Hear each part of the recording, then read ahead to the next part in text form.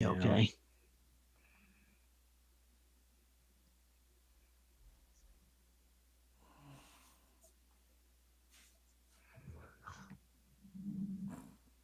All right. We should be live. All right. I got you on the big screen. Rod, if you want to greet everybody and kind of give us a little intro of why we're here and what the goal is tonight. Yes, in case you're wondering why I called you all here, um, let me get this thing out of my mouth. My throat lozenge so I can hold up. Hello, everyone. Welcome to our first ever live stream of election results. We're just going to hang on here for 3 hours or so until we either know what's going on or until we're all ready to go to bed. But I'm Rod Saunders from Jew and Greek, and hosting the broadcast tonight will be Gabriel Bello from North Carolina, and also from Tulsa is Mr. Ian Brown. That's your last name? I'm sorry. Yep. Okay. Yep. Haven't talked for a while, so I almost Yeah, forgot the last name. it's been a little bit since last time I talked to you was in the chat on one of your live streams. Yeah, but it's good to have you here. We're going Indeed. to want as many perspectives and as much input as possible. So, Gabriel, I'm just going to go ahead and turn it over to you. I'm going to be watching the results on some other screens here, so I may not always respond to what is That's all right. being. Yep. And Gabriel, if you could remember to put GB at the end of your post, because Yep. otherwise people might think it's coming from me. I'll try. If I post a comment, I'm going to put RS at the end of it. That way you'll know whether it's coming from him or me. Unfortunately, that's just the way that it works with the software. Yeah. Oh, Cornerstone Church watching from Ireland. Yeah, that's something I don't think we've really discussed enough. How much I think the world is watching this election because we call ourselves the leaders of the free world, but so do many other countries in the world. They look to us to lead the way, right or wrong. Boy, there's some. I think you could seriously teach some Bible lessons right there, discussing all the good, bad, and ugly that Israel did. Yeah, that's crazy. Great to have you, Cornerstone Church. Great to have you, Caps. Hold up. I gotta give a Cap some. Wonderful to see Brandon the Zealot and Unifield. My mom is here, and I'm sure many other will be joining. So, if you got some other believers that count 3630 from Vero Beach, blessings, blessings. Yeah, and y'all share this with folks that you know. Like I'm going to share this right now with my Presbyterian pastor, dear Presbyterian pastor Corey Colravy, who is decked out watching the election results live from the free land of Florida. Catastrophic Cannon. I should have taken the time to load up some Monty Python buttons for you, but there has been no time. Apostle Fabian, good to see you. Good to see you, brother. Couldn't vote because I'm Portuguese, but I'm praying for DJT. Yes and amen. I wrote in Randall Terry here in Missouri. Who's Randall Terry? Do you know who Randall Randall Terry Terry was is, Rod? he was a big name in the anti-abortion movement about 20 years ago. I didn't know he was still around. No kidding. Hmm. Here we go. That looks nice. So Ian, scoot over so we can Yeah. center you. Yeah. Yeah, there I'm we gonna go. Let me- as more people join us, and Rod, you said that there was some other special guests that you were sending this to about Yeah. Bishop. Did you already send it to Bishop? I'm surprised Hmm. he's not doing a live stream. He is. He's hopping on a couple of different ones. He's just kind of like He's doing the he's special kind of guest like thing. recounter programming encounter or he's live stream hopping. Gotcha. That's pretty slick. Kendra, good to see you watching from Iowa. And I live in another country, I meant to say. Yeah, no worries. Let's get to Camelot. Yeah, no, we can't go to Camelot. 'Tis a silly place. Indeed.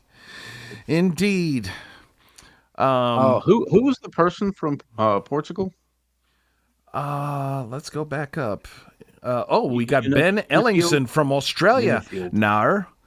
I'm trying to learn how to do that Australian NO, man. That nar. No, my daughter can do it perfectly because she watches No. Bluey all the time. Nar. Mm.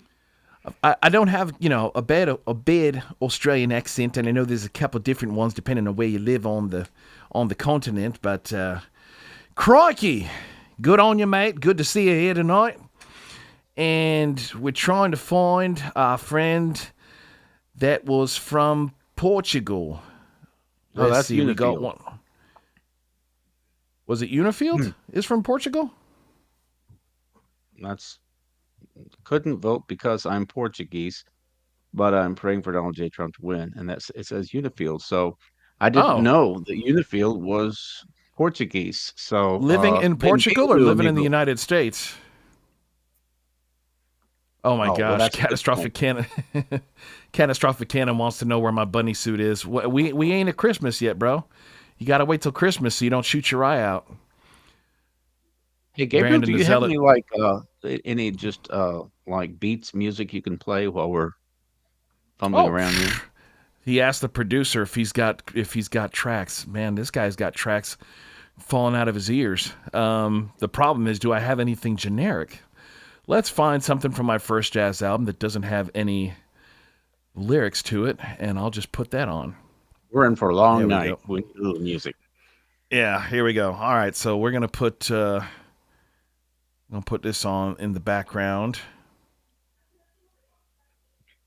if it decides to play. Yeah, when the studio's done, when Byface Studio's done, we're going to Mac. Yeah, we're going to Macintosh. You're I'm going to about join had the it with dark this. side. Yeah, and I'm not a Mac lover, but I Kidding. when I click a simple media player to hit play and it's got to sit here and think about it, that's unacceptable. You know, that's like putting your key in your car and clicking it over once just to turn the electrical on, and it doesn't. Okay, let's see. Welcome from Colorado, dude. This thing it still won't play. I guess we're not going to play that track. So yeah, now that whole Who's that whole leading the window's polls? crashing. I am Nigerian, so that's going. Oh, let's see. I can't click on and make the comment appear. Can you do that on your end? Yeah, where was it? Hold up, I was going back for Brandon voted for the Constitutional Party. Lucas Homestead, what's up, Lucas from Colorado? Lucas, how far are you away from those Venezuelan gangs that are taking over the apartment complexes? Apostle Fabian's in It's only Georgia. only a few apartment complexes. It's only To be two. fair, it's only a couple. It's only two. I feel Yeah. like that was like Willy Wonka. Two. What do you mean you only opened two? I can't figure out two. So let's go ahead and say you took over 200. It's a mostly What's up? peaceful invasion. Yes, mostly. It's a peaceful protest invasion, right? What's up from Houston, Texas, Murillo? Did the dingo eat your back? Oh, you can't. Listen, man. That's offensive to Australians. Can you be racist to white Australians? I don't know. Who's leading the polls? So, you can see the polls right there on the screen. DJT has got it 101 to 71. It's still Yes. early. Yeah, it is. It's But very early.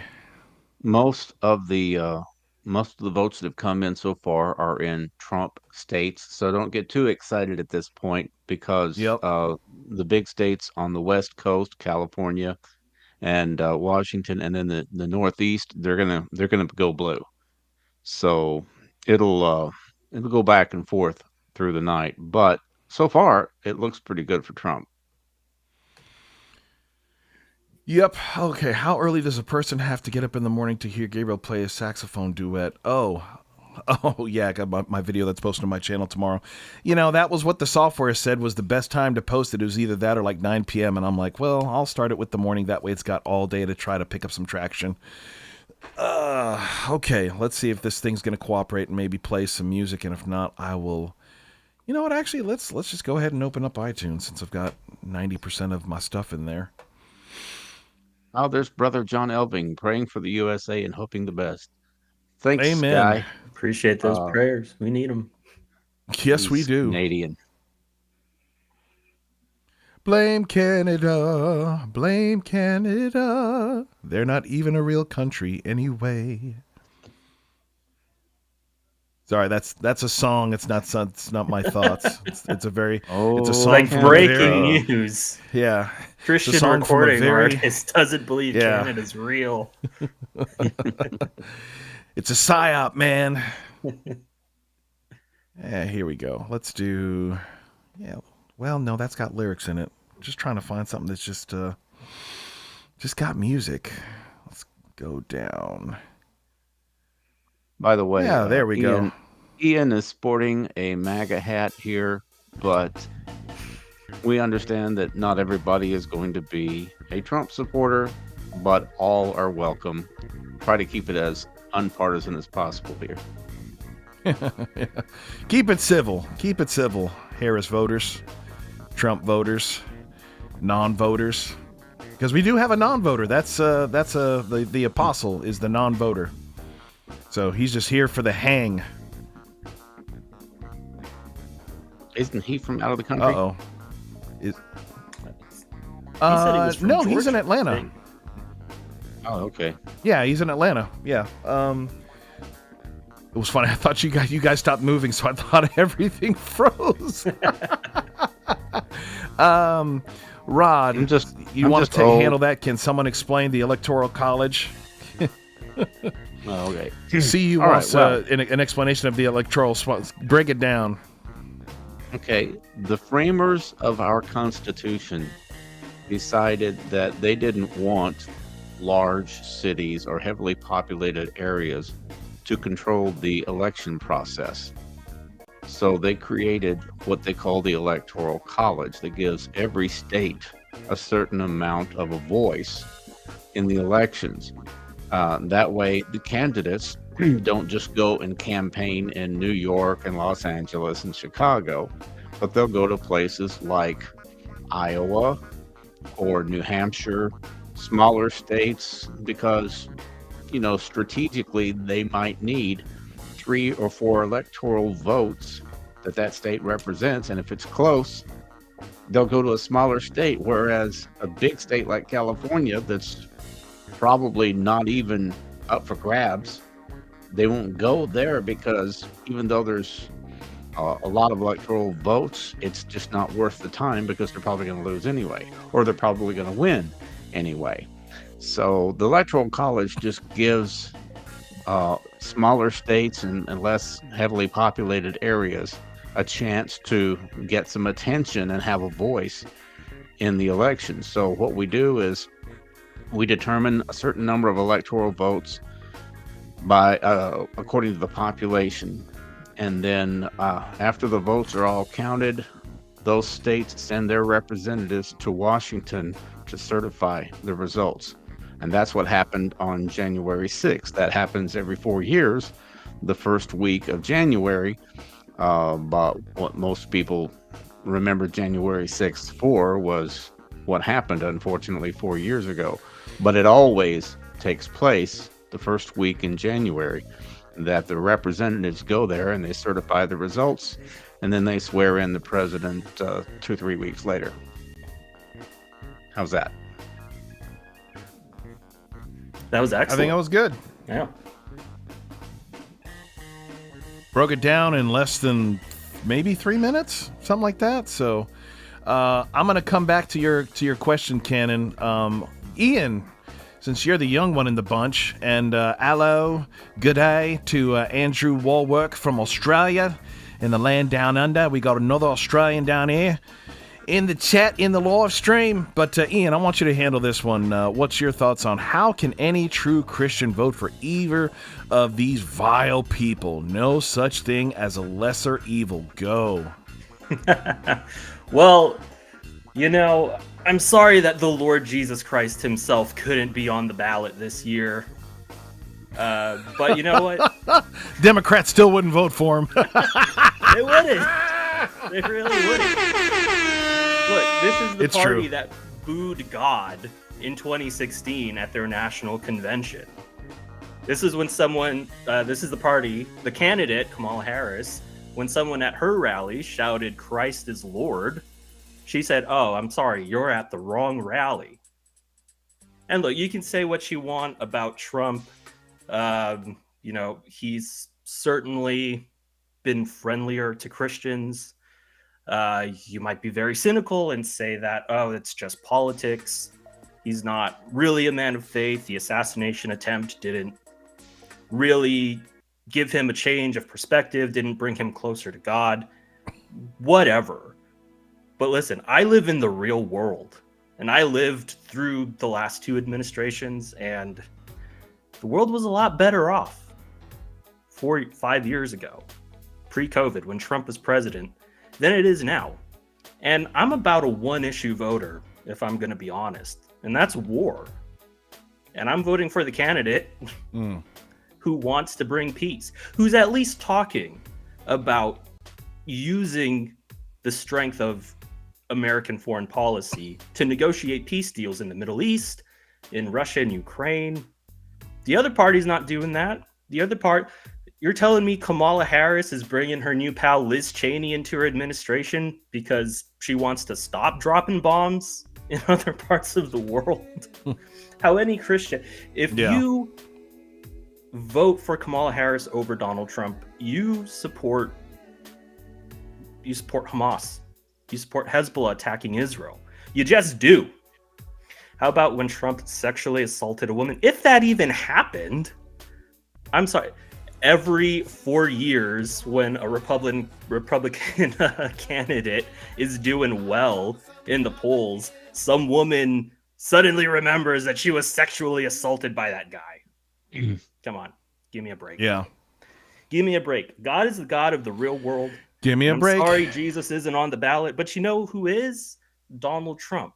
You know who was called by God in the Bible? A guy named Samson, who was not a perfect man, who was, by all accounts, a pretty vile person, slept with prostitutes, had multiple wives. You know, not a great guy. Did God use him? What about a guy named Jehu, anointed by God, called by God to get rid of the evil king in Israel? A lot of collateral damage, but he was called and used by God. So I'm not saying Trump is perfect. I'm not a sycophant. You know what? I hope Trump wins. I hope we get him over the line tonight.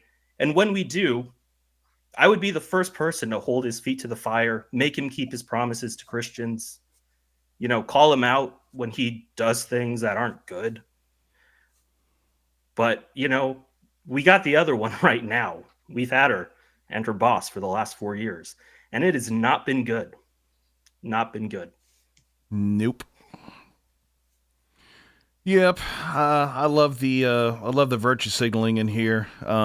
Yeah, like my mom is saying, you know, you're over here talking about supposed SA, but let's talk about the actual, you know, how many tens of millions of children are aborted that they want to murder even after they come out of the womb. I mean, this is come on, be serious, Bible man. I can't even. Yeah. Anyway, I'm gonna. My position before I start ranting, it's too early. It's too. Of course, God can use Kamala. God can use anybody that He so pleases. You know what? Like, I believe in the sovereignty of God. True. God can call her. God can use her. Based on history, based on the facts, based on what I've lived through the last 8-9 years, if Donald Trump wins tonight, that will be a very limited amount of God's mercy that we are being shown as a country. This is my opinion. I'm not speaking for Jew or Greek or anyone else. This is my opinion. If Kamala Harris wins, I think that's more of a judgment. I think it could be. The way I look at it, it's like a job interview. If you have to fill a position and you've got two candidates, You may not like either one of them, but you've got to fill the position. And so you just have to make a judgment call. Mm-hmm. I was a never Trumper 8 years ago. I refused to vote for Donald Trump in 2016 because I'm from Texas and Trump is a Yankee. And I always viewed him as this brash New York real estate tycoon. I didn't like him. Most people in Texas didn't care for Trump until he became a politician. I don't know how that works, but all of a sudden, Texas is Trump country. But I can tell you, 30 years ago in Texas, people didn't like Trump because he was a New Yorker. And, everything was you're the best, the greatest. Everybody loves what I do. My beauty pageants are the best, and everything was over the top with this guy. And I couldn't believe people really bought all of this rhetoric coming from this brash Yankee guy, but they did. It worked. Everything he promoted Yeah. seemed to succeed. His beauty pageants, his boxing matches, his TV show. And so it was just his marketing style. But I've learned some things about Trump over the last few years, that he calls it, was it hyperbole? To me, it's just lying. But when he's selling something, he calls it hyperbole.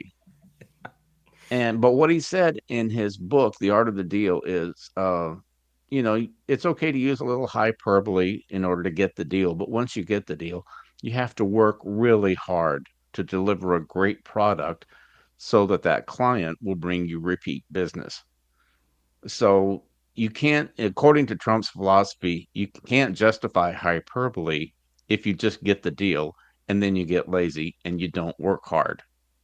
And that's the philosophy he always had in the real estate business. He worked very hard and he created some great buildings and some great hotels and real estate ventures and so forth. And then when he got the TV show, he worked really hard to have the best TV show on the air, and it worked. And then when he became president, he worked really hard to make sure that the economy did well, to get the border. I didn't think he was going to build any wall. I thought that was just a bunch of, political Yes. promises that he wasn't going to follow through on. But he actually built about 500 miles of wall, and he gave us some good judges.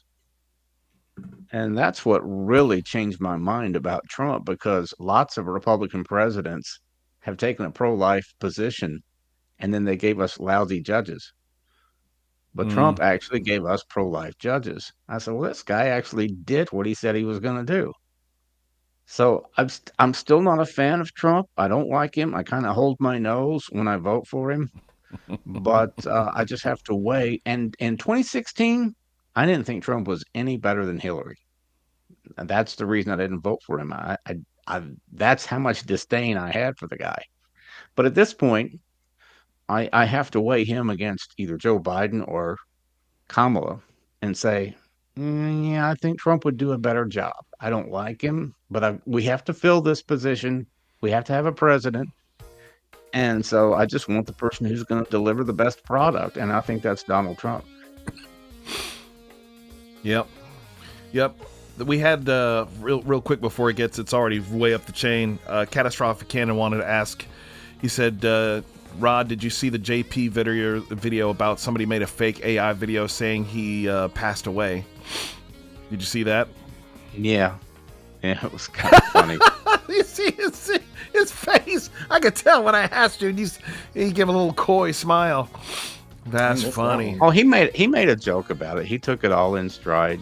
That he says, I'm very much alive. But the thing, it wasn't so much that video, it was another video that he did that I couldn't believe that he was saying some of the things that he said. He took it. Oh, I know what it was. It was the garbage video. He was responding to Joe Biden. Oh, really? Saying that, yeah. And that whole garbage situation. And Justin Peters says, nobody is garbage. Okay, we're created in the image of God. And I thought, oh, wait a minute. Aren't you a Calvinist? Don't you guys teach total depravity? Don't you say that babies are vipers in diapers? And it just seems so inconsistent with his Reformed theology for him to say nobody is garbage. We're created in the image of God, the Imago Dei. He went on and on about that. And Is Justin Peters is he vipers in diapers extreme in his Calvinism? Well, when he's refuting something that a charismatic has said, yeah, that's fair. But it depends on who he's talking to. If he's talking about a politician's comments, then he takes a different position. It's the same thing with soteriology. The doctrine of salvation. When they're talking to the lost, when they're trying to win somebody to the Lord, they talk like non-Calvinists. Jesus died for sinners. They subtly say it that way because they don't want to say he died for you because you may not be one of the elect. Yeah. But they will sound like a non-Calvinist until they get into a debate, and then they'll really start hitting on the doctrine of election. But yeah, I saw that video about something. It's an AI thing. It's an AI generated deal to post a tribute to somebody who supposedly died. And they know everybody's going to hop on there and say, this is not true. He's still alive. They don't care. It's comments. They're getting clicks and likes. Of course, if they, I'm wondering what effect that has on their channel, though, because if they don't click that box in YouTube saying that it's AI generated, I think that could harm the channel. But I wanted to throw this up for Brandon the Zealot. This is for you, buddy. Woo! You know what that was? Woo! Cannon, thank you for voting for Jew and Greek and Gabriel Bello. Faith on Fire says, when I was in high school in the late 80s, my dad bought me the Trump book, Art of the Deal. And big love and shout out to Flame of the Spirit for the super chat. So I don't know whose channel it was, but it's probably to Rod's. So, yeah, if you guys want to throw out a super chat, both our channels can accept, well, the Gabriel Bello Music channel can accept it, and Jew and Greek channel can accept it. I don't think Soul Vitamins can yet, so, but thank you so much for your support. We appreciate it. Bible Man, I'm going to come back to your question comment when Rod comes back. I'm here. I just lost my video. Oh. Uh-oh. Man, okay, y'all. Keep the super chats coming because we got to get Rod a better laptop.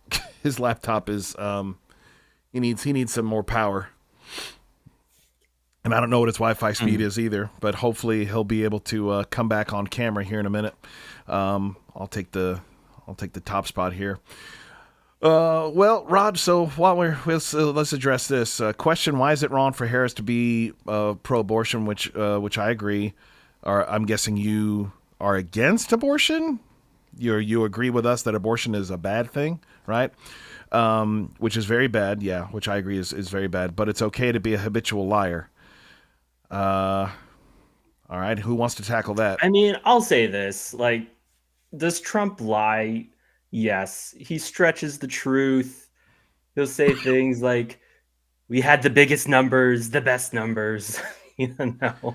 Well, I think I think somebody said it best. They like he lies about stuff that doesn't matter.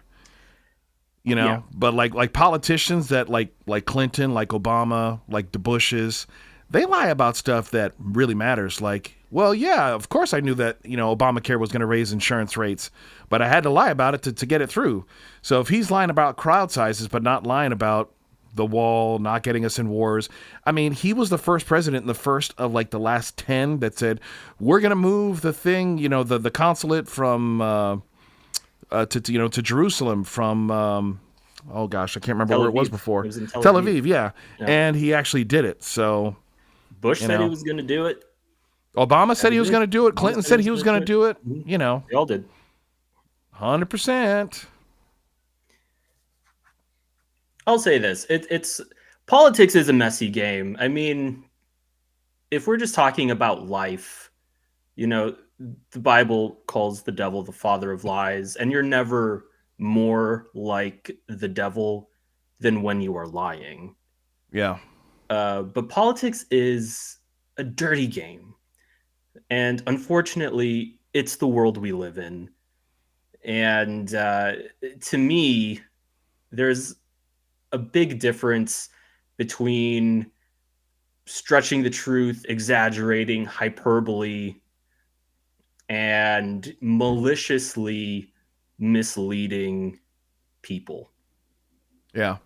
I'm curious as to what Russell Brand, recent convert to Christianity, is on Louder Crowder. So I said, hey, look, man, I'm very curious as to what they're. So much crap when you were on YouTube doing Shrews News, and I mean, this guy was like hard left liberal and has gone from the far extreme left to center to saved to.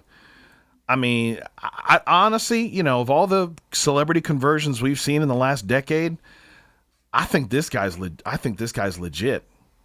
Look, to me, the fruit speaks for itself. By this time, if we're going to compare the salvation arcs of Russell Brand and Kanye, at this point, Kanye was off the wall, and Russell Brand is still. Or how about that Nala, you know, the girl from OnlyFans that. I honestly, man, I think she's grifting. I mean, I saw a few minutes of her last night. She was back on the Whatever podcast. And I mean, I tuned in and I don't think I was in there 90 seconds before this woman, like Andrew, the reason the only time I ever watch it, or I mostly watch clips, is because of Andrew, what's his name from The Crucible? Andrew Wilson. Yeah. Here, let's see if Rod's got video back here.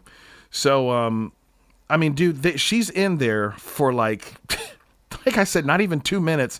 And he asks her something about her Christian faith and her Christian walk, because he's Orthodox. So, you know, he's not typically hard on Protestants unless they're discussing theology. But apparently, you know, but all those unfortunate young women who are living a scantal, you know, horrible lives that profess to be Christians, he takes them to task, man.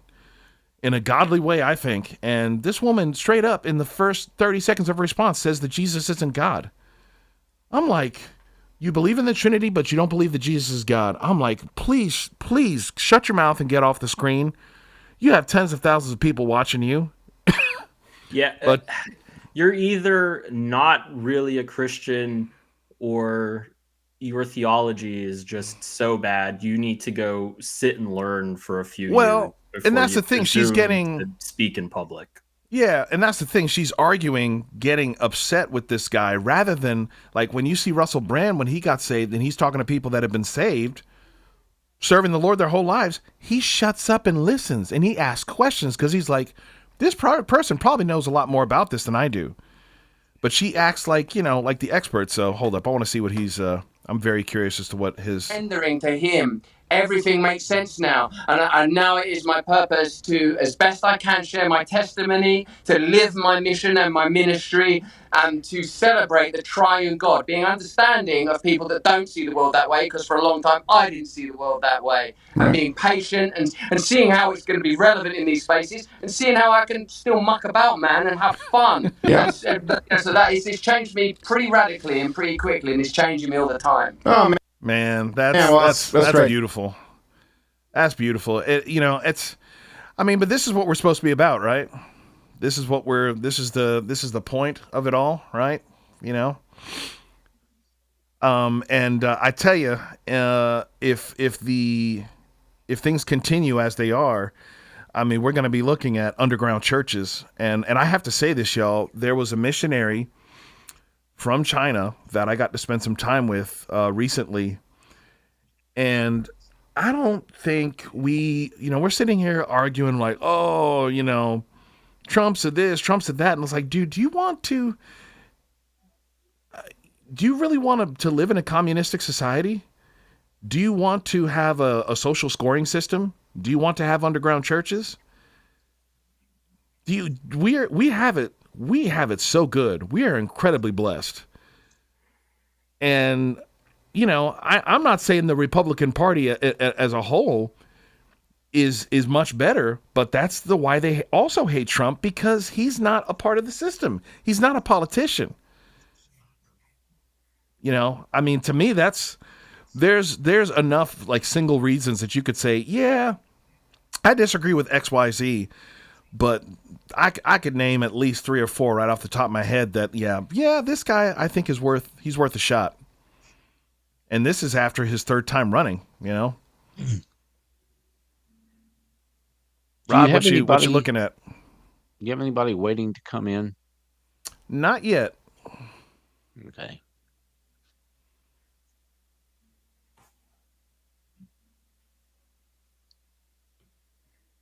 And hold up, let's Caps had he threw up an update, but it's actually here we go. He said Trump jumps to 178, but I'm only seeing 120. What poll are you? What are you watching, Caps?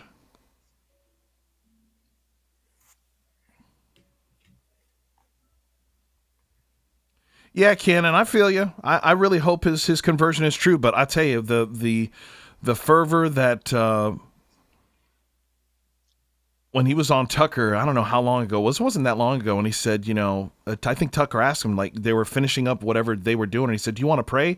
And the joy that came over that man's face. And y'all know, we've been in church. You know, you've been there, you're in church, and you're like, who wants to pray? And everybody's just looking around, people look at the floor. You know, it's like, you know, everybody's waiting for the pastor, the minister, the leader to pray, and, you know. Oh, Scott Camp, hold up, man. Are you serious? You serious going to say the communist talk has been going on since the 40s and it's fear-mongering when we have active communists in our government, Bernie Sanders?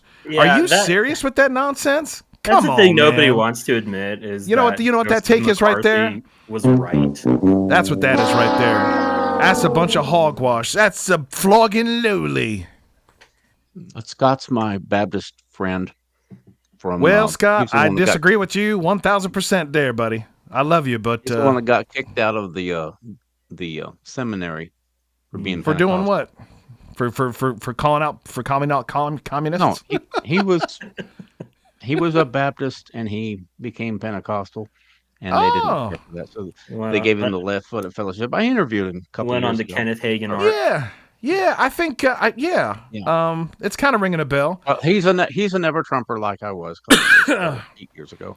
Yeah, I don't know how you can look at our current society, brother, especially our current politics, and say it's fear-mongering when you got people campaigning for socialists, trained Marxists that founded BLM. I mean, they've completely taken over Hollywood. Oh, he said McCarthy would be trying, you know, and yeah, well, I mean, I appreciate that. There you go, another one, McCarthy. Yeah, be zealots on our side. Well, you know, that was actually what they, you know, who was it? The General MacArthur? No, it wasn't with General MacArthur. It was Patton. Patton wanted to, when we finished in Germany, he's like, let's go to Russia. Let's fix this while they're down, because he saw the cancer that communism was going to be, and here we've been fighting it ever since. Roosevelt fired him under secret orders. Well, look what the British did to what's his face, you know. Hey, Sean Trim. What's up, Sean? Yeah, that whole thing about it was actually Truman that fired MacArthur, but that was a joke on All in the Family. Archie claimed that Roosevelt fired him under secret orders. But yeah, that's been debated off and on for however many years, because if we had gone in and taken out all the communists, would that have prompted World War III? And same. Well, we were the only ones with nukes at that point. Hey, there's Sam Masteller. Yeah, I was gonna say, is like, Rod, I'm guessing this is one of yours. Yes, he's a pastor up in Pennsylvania, and I invited him to come on and give us a little Pennsylvania perspective on this, since I said that whoever wins Pennsylvania wins the election. So anyway, Sam, if you would just introduce yourself and tell us what's going on up there. Hey, my brothers, everybody that's streaming, Rod, love what you do, my friend. I owe you a phone call. We need to connect, and we got to get you out to Amish land. So I live in Amish land in Pennsylvania. I'm not Amish, but we do have people that are ex-Amish, part of our church, and a little update from Pennsylvania. I pastor a church, or a network of churches here in PA. We're very active and loud and proud when it comes to speaking into the issues of the day, politics, and all of those things. Because the culture war is the proxy for the spiritual war. And so we like to engage in that. And we're hopeful that the Amish are going to really put a dent and be really strong in Pennsylvania. They're having a historic turnout. Was that not something? Watching them come out with their buggies with with Trump flags? That was something. I say this with the most affection and honor that I can possibly say it. Seeing the Amish come out to vote today was like watching the last March of the Ents in the Two Towers. Somebody, you saw that? You saw that too. Who was it?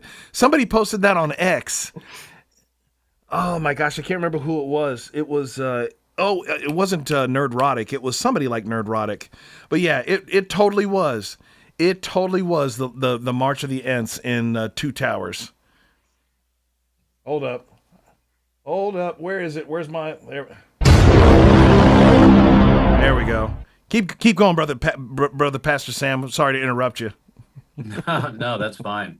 So we are hopeful for Pennsylvania, and we know it's the keystone. It's one of the keys to the election. Historic, major election. Every election's major. In my opinion, this is incredibly significant because this will determine whether or not we're going to go quickly down the road to communism. And whoa, another McCarthy over here. Whoa, sorry. Hey, yeah. I'm sorry. I don't want to interrupt you again, but brother Sam, I actually brother Scott, I've tried writing you a comment and they keep on disappearing. So I think Rod, something happened with your channel. I actually can't do comments, but I just want to say, it's all good fun. I love you and appreciate you, and down with the commies. So continue, brother Sam. When you said that, I was like, had to add that. No, we're at an important time in our nation because of the agenda of the Harris-Walz campaign, which is the most radical progressive agenda that we've seen in our lifetime. That will do its best to reshape not only the judiciary to the Supreme Court, but how we function as a government, how we function as a republic. So, it's important days. We've been doing our part here, and I think if one is intellectually honest and researches the issues and leans in, we're called to be men of Issachar, understand the signs of the times and where we are. And these are not normal days. It's very significant what's happening in our nation, and the fact that what we're seeing, the onslaught over our young people. Every institution that we have has been conquered by critical theory, a Marxist worldview, and as we're seeing that happen rapid fire, not just in the cities, not just in the liberal areas, but right here in Amish land as well. School board meetings, standing up for all these different agendas that have infiltrated on every level. So some people may say that's fear mongering. I say that's fine, but there is something to fear, and we're in a moment that's really important. So we're praying that we're going to have a reprieve. My perspective is we've been under judgment. Part of that judgment is terrible leadership in the nation. One of the reasons that we don't maybe have the best choices is, because of the judgment on our nation. But I believe that there's a lot of believers. There's a lot of people that love Jesus, and God was willing to spare Sodom and Gomorrah for a lot less. And so there's many that are willing to stand up for righteousness. And so I'm believing that we'll have a reprieve. We'll have more time to make Jesus known and evangelize. And I think as I was jumping on, I heard you say something related to, and maybe I didn't, but I mentioned this in my message on Sunday, some people say, well, the church always flourishes under persecution. And the reality is that is an historically inaccurate statement. It's a partial truth. One only needs to look at North Korea. There's no thriving underground church in North Korea. There's mass starvation, people being put to death, things of that nature. And I know we see things different in China, and there's reasons for that. But the reality is freedom matters, and it can be lost quickly. So I think it's so important that we continue to pray. And if we win tonight, meaning sanity wins, and we have a reprieve, not a perfect. Trump isn't perfect, but he's not my pastor. I'm looking for someone that maybe doesn't share all of my beliefs, but he's willing to protect them.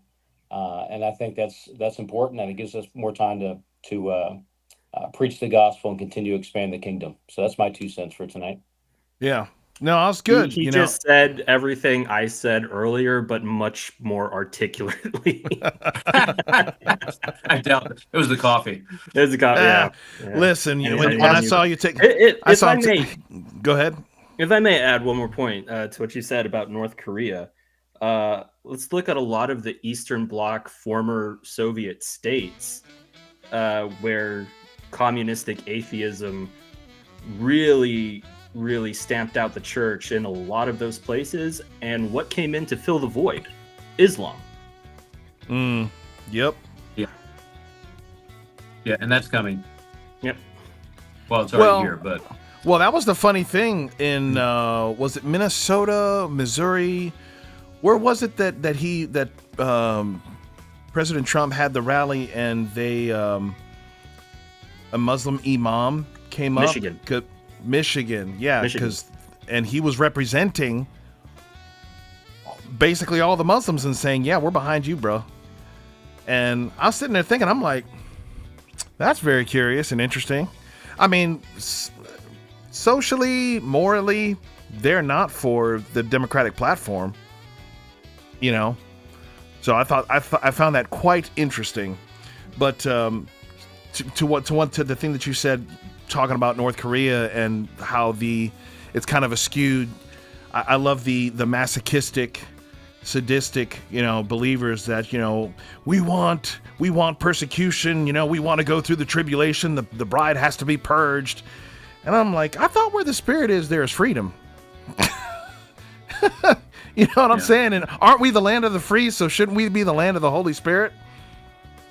I don't know. Maybe I'm just a crazy Pentecostal. I think, persecution is something that is promised in many ways. I think it's weird when it's desired that it somehow makes us more spiritual. Down through church history, depending on where you lived and what government was in power, really determined a lot of the persecution that you experienced. And, there's a lot of amazing men and women of God that weren't persecuted in the same way that the apostles were. So I'm willing to give my life for Jesus and suffer persecution and each of those things. But I think we should be thankful for a nation that was founded for religious freedom. It was founded on Christianity. I mean, the majority of the nation, even though they're not real Christians, but would still claim Christianity. And I think that's something to be valued and appreciated, because if you look and see what's happening in Europe and other places, demographics are destiny, and they are already conquered and quickly becoming an Islamic state. And within Islam, you have Sunni, you have Shia, you have some variations within all of that.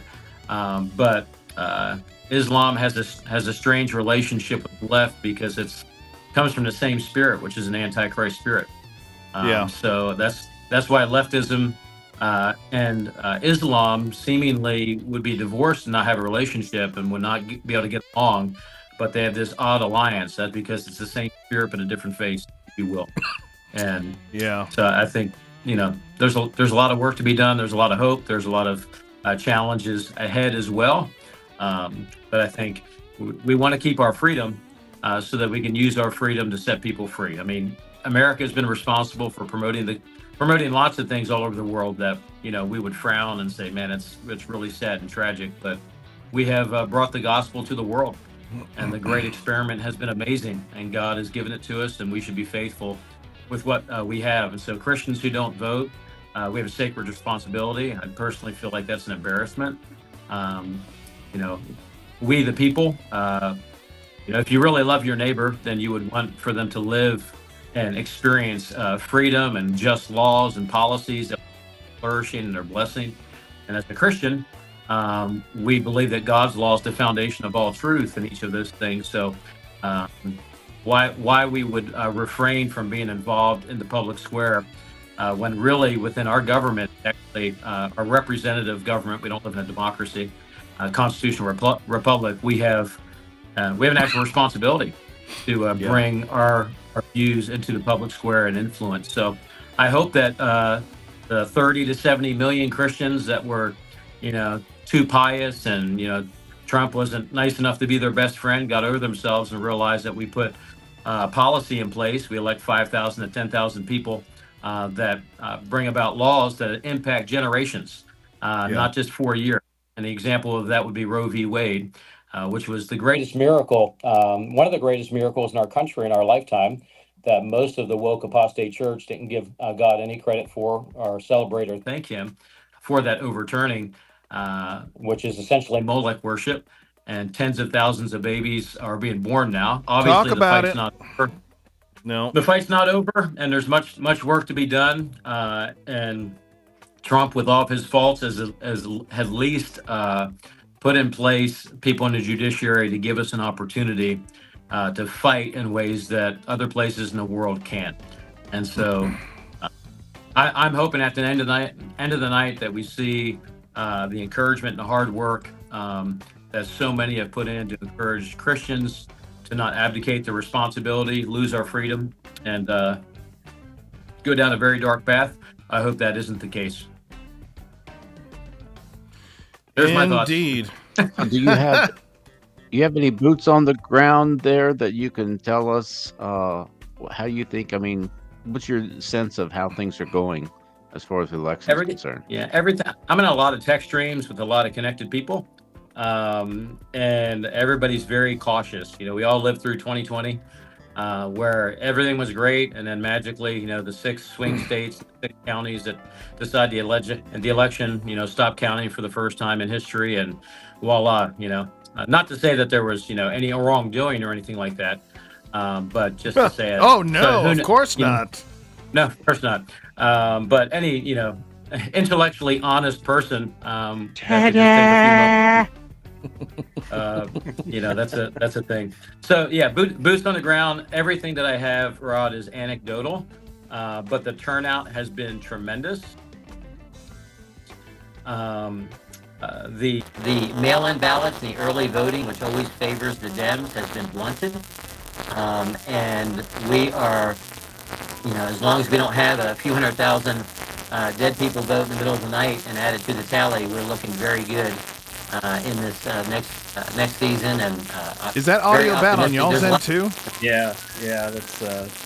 Hold up 1 second, Pastor. 1 second. You sound like you swallowed some helium, Pastor. Yeah, we got to fix the audio. Pastor, would you mind going out and then coming right back in? Go. Can you? I'm gonna. Yeah, come out. Yep. There we go. I was starting to hear some crackling on the back end. I thought it was me because I've had lots of audio issues with this Windows driver not being able to handle more than one audio interface. So he'll be right back. He'll be right back. There was a question actually I wouldn't mind asking. Here he comes. Let's try it again.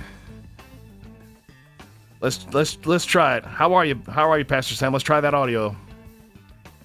Talk to us. Whoop, hold up. No Muted. audio. Are you muted? I'm not getting audio from you. I see you talking, but I can't hear you. You're on our end. He's AI. He's not. Actually, wanted to get his. I wanted to get his thoughts on this comment that we had earlier from Prince Dennis. I'm thinking of either going to. Here he is. Let's try it again.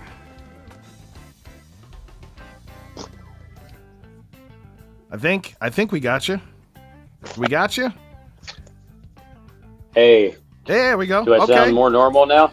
Yeah. You sound. I mean, it's not as clean as the sometimes these USB mics, they just, I don't know where we were at, but I wanted to. There was this question that was way earlier, a good while ago. It says, I'm thinking of either going to Bible school or seminary. What's your advice on it? Which Pentecostal or charismatic Bible school or seminary can you recommend? I have a thought, but I'm going to let the pastor go first. So I caught like every other word of that, and I don't know if am I coming through clearly on your end? My apologies. We have an Amish perfectly. connection here. So what I He's got the Amish internet. Somebody's out there churning the Amish churning the internet's Wi-Fi. just not as fast as it is. Unleash the hamsters. And Unleash the hamsters. So yeah, there was this comment, Pastor. If you want to read it and address it, this Prince Dennis wrote this comment a few minutes ago. I'm thinking of going to either Bible school or seminary. What's your advice on it? Which Pentecostal or charismatic Bible school or seminary can you recommend? yeah, so I heard part of that. I'll go. I'll go real quick, Rod. I don't know if I finished answering your previous question, but all anecdotal, but all the signs look positive here in Pennsylvania. And also when it comes to seminary, I think we have to be so careful, not just with seminary, with Bible colleges, because so many have adopted a unbiblical worldview where they've adopted critical theory, wokeism, and they are conquered in many ways. And so their reading and their teaching of the scripture are through a lens that is using a secular worldview, and it's a very dangerous time, and it's going to lead to widespread apostasy. And so I would not recommend most seminaries. I would do a lot of research. I'm not really high on them. I would go with some trusted Bible colleges that have a good history, that haven't been their foundations have not been eroded. And I think, again, just anecdotal, real quick example. A very good friend of mine just went back to a institution that's a seminary, and I forget the exact name of it. It's in Ohio, and to get his master's degree in counseling. And he shared with me often. I kind of walked him through. It was no different than the seminary that you would go to secular university with the worldview of counseling. Was not Christian. It was completely woke, a worldview that no believer should adopt, and it was devoid of Christian counseling. And so I don't think it's a small problem. It's actually a really large problem. Even at our trusted universities, I've been a part of making phone calls and helping classes get canceled and changed because of, so I don't want to sound alarmist, but I do, because we're in a cultural revolution, and it's hitting everywhere. And so we need to know what to look for, and even help the institutions that we love and appreciate, because they can easily enter in from that perspective. So that's my thoughts. Yeah, that's basically what I was going to say. There's so few solid Bible schools because everybody's getting... The problem with legit colleges these days is they all want federal and state money. And in order to get federal and state money, you got to comply with their rules. And their rules are all this nonsense that's not biblical. And, how long does it take that leaven to spoil the whole loaf? At my own university, Lee University, the Church of God school, they had an LGBT protest, march on the college campus, and I'm like, what in the world? This is a holiness Pentecostal college. Yeah. The founders of the Church of God would have burned the whole place down. They'd have been like, may the flames of Sodom and Gomorrah consume you. Rod, did you want to address that before we big shout out to S.J. Newell, the objective believer in the house. Welcome, Scott, also known as the objective believer. Sam, I appreciate you dropping in here. I just wanted to tell everybody that he's been one of the biggest supporters of my channel. Not only supporting emotionally, but financially. And so I appreciate that. It's people like him that gave me, the incentive to continue when things weren't going so well. And he's got a thriving church up there in Pennsylvania. And before you leave, I just wanted you to give us the name of your church and your location and your channel if people want to catch one of your sermons. Sure. So our church is called Freedom Life. Our website's freedom.life. You can find us on YouTube, Freedom Life PA for Pennsylvania. And also I have a podcast called Courage Over Cowardice, where we talk all about interview people from around the country, the hot button political and cultural issues of the day. Rod, thank you. I love what you do. Keep doing it. Let's connect soon, buddy. And SJ, I love your channel. I share that a lot to a lot of people, and it's really helpful as well. So I bless you guys. I hope we have a lot to celebrate regardless of what happens, but I hope tonight goes in our favor. And thanks for letting me jump in for a few moments. Absolutely. Yeah. Feel free pleasure. to hang out as long as you can, and feel free to come back if you want. And Pastor Sam, I think I'm going to have to get you over here for an interview on Soul Vitamin. Sounds like we kindred spirits and have a lot to discuss. Hey, thanks so much. Bless you guys. I'm guessing SJ will come right back. Yeah, what happened? He turned his phone around and then he went away.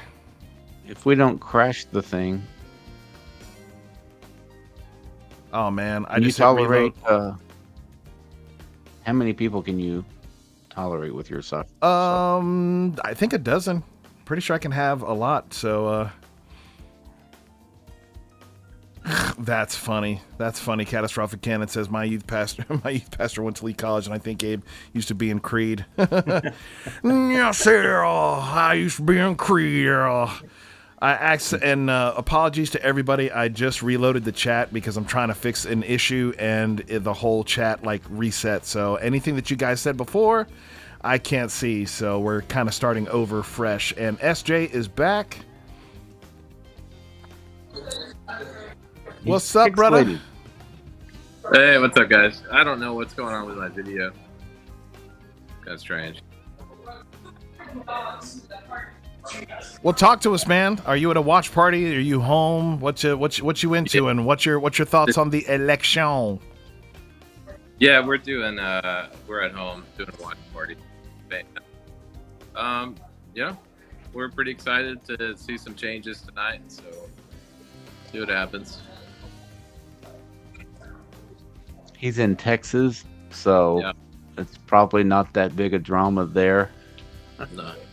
Has Texas already been cold? Yeah. Yeah, I think like 20 minutes ago. I called it before it started.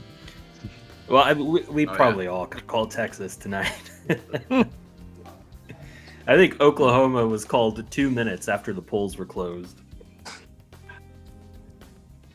Well, they were talking for years about Texas trending blue. Yeah. Because you had so many Latinos that were coming in and voting Democrat, but somehow or another that trend has kind of fizzled out. Yeah, I think I just saw some data from Rasmussen showing that Trump has actually the lead among Hispanics. So I think that's happening. A lot of the Hispanics are turning conservative after the first generation, getting over here. Yeah, and that's always been the funny thing, being a first generation Hispanic Latino American, especially those that come over from Central and South America. They come from socialist societies. So they come over here for something different, but they're like, well, I don't get free healthcare. I don't get all this stuff. And it's like, no, that's why your country sucks. So the kids, if they're smart, they kind of catch on. But, I think the aggravating thing is, especially for those that have come over the right way, or even Hispanics that have come over and are just trying to work and actually properly integrate into society. When they got these people just cutting in front of line, it aggravates them. It really aggravates them. And, people, you can say what you want. Go stand in the grocery store line with 15 people, or even better yet, we know this. Here's the better one. Traffic. You're sitting at an exit to get off, and you got 20 cars, and you got some numbskull that goes over and tries to cut in front of, 30 cars. That's that's an accurate analogy. Right. Except it's not over in just 2 seconds. Right. And Gabriel, for the benefit of those who aren't as familiar with you, you mentioned being Latino or Hispanic. Just kind of give a little bit of your background, because there's going to be people that don't know about that. Gotcha. Yeah, my parents came here from the Dominican Republic. And I think my mom is actually she was watching. She might still be in here. Ian, you heading out right now, or can you hang out a few minutes? I need to leave. So this has been great. Been a pleasure talking with you. Need to do it again real soon. Yeah. Well, I'll take the hat off and we can talk some solid theology next time. All right, brother. Much love. If you see we're still on and you want to come back in, just shoot me a text or just pop in. It's the same link. All right, we'll do. All right, have a good night, much gentlemen. love, brother. Yep. But yeah, so Oh, man, see ya. I'm waiting for it. There we go. So I'm gonna put this down here. So yeah, my parents, Brandon, California refugees kept Texas red. Yeah, yeah, that's funny. Somebody said something about the map. Y'all let me know where you were seeing that 195. Yeah, Ken, and let me know what where you're actually watching that. I lost SJ again. There we go. I tell you, yeah, there. Well, you were nice and clean there for a second. Then you weren't. So yeah. So the funny thing is, my grandfather on my mother's side, he had 6 kids, and the U.S. government straight up told him, like, you can't bring your family over until you are gainfully employed and you can take care of your kids. We're not giving you nothing. That's a far cry from where we are today, and that was what, 50 years ago. Just in 50 years, the U.S. government told my grandfather, you cannot bring your family over unless you can take care of your family. Now, explain to me how that's racist. Oh, and by the way, my grandfather on my mother's side is dark black skinned. All right. So that's the beautiful thing about Dominicans. We come in literally all shades and sizes. We come in Japanese. We come in black. We come in European, white skin, blonde hair, blue eyes. We come in Sammy Sosa, who's both. And then you got people like me who look like they're, mixed race. But yeah, so my father came over when he was 18 with my grandparents, and they all came over legally, and they did things right. People, it's hard. Life is hard, but doing things right is hard, but it's worth it. Oh, Fox News, that's why. Yeah, I'm just going off. Honestly, this is the Associated Press. I'd rather something that's non-biased. Because I don't want any false hope. Where you getting your updates from, SJ? I actually, there's if y'all want to check it out, it's actually a channel on YouTube called Election Time, and I've been following this guy for maybe the past 6 months, and he's got a pretty good record. So he's calling the states sooner than the news networks are. Accurately? Yeah. I mean, not a lot sooner, maybe like 10, 15 minutes. Your movie. But they're doing live updates also on X. So, yeah, I have a lot of doubts when it comes to Election Time. Okay, yeah, he's got the same numbers that the Associated Press has, 178 and 99. That's what I'm watching. So he's been pretty good, and yeah, I have my doubts about the standard MSM crowd. So this time around, I decided I'd hop onto YouTube, find some creators, and see if they could make better predictions than some of the stuff that we've seen in prior elections. So Yeah. Yeah. Well, I'll put it this way. So Brandon the Zealot, yeah, he's like, he said non-biased. He's like, AP, the Associated Press is non-biased. So I'll put it this way. I'd rather get a semi-liberal or liberal poll than a right-wing poll.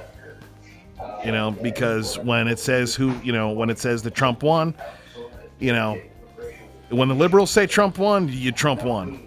You know what I'm saying? Sure. Yeah, exactly. For sure.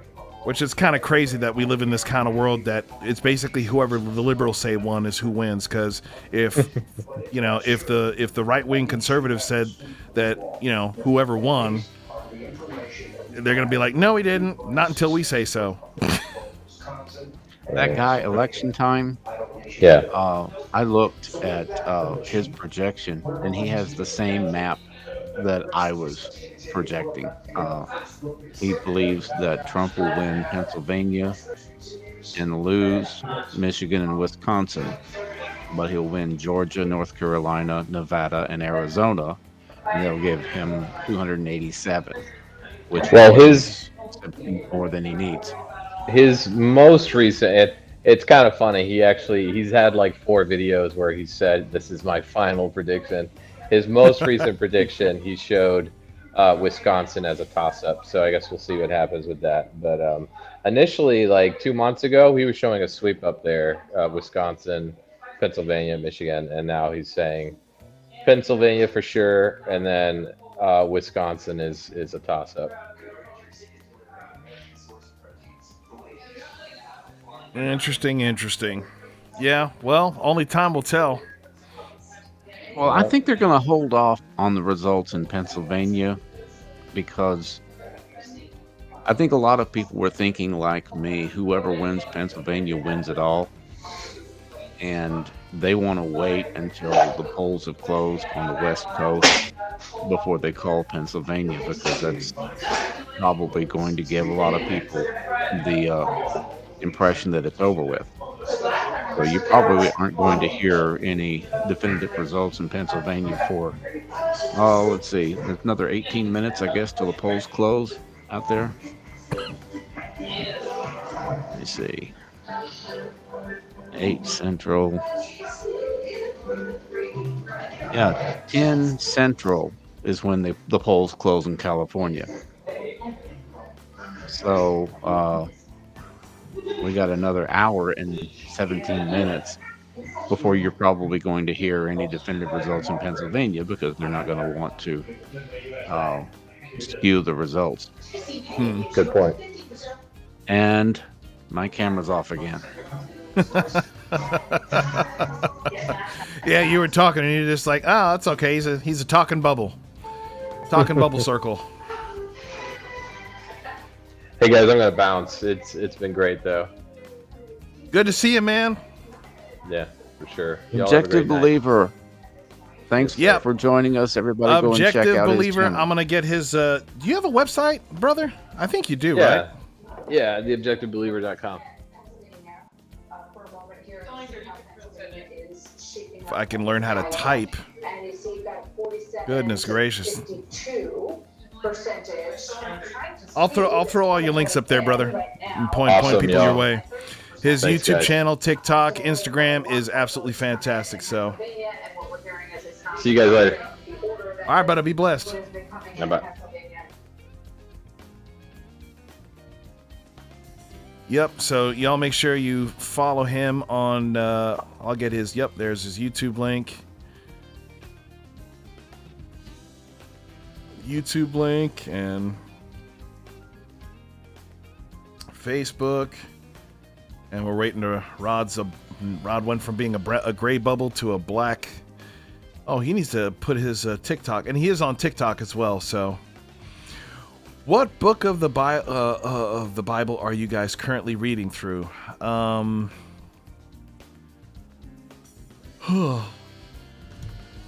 been honestly a lot of the Gospels. Oh, actually no. I'm sorry. I think, did Rod leave and come back? Yeah, here we go. Let's see if we got Rod back.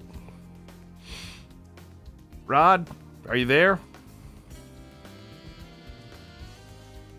Rod, do me a favor. Restart your computer and only open one browser.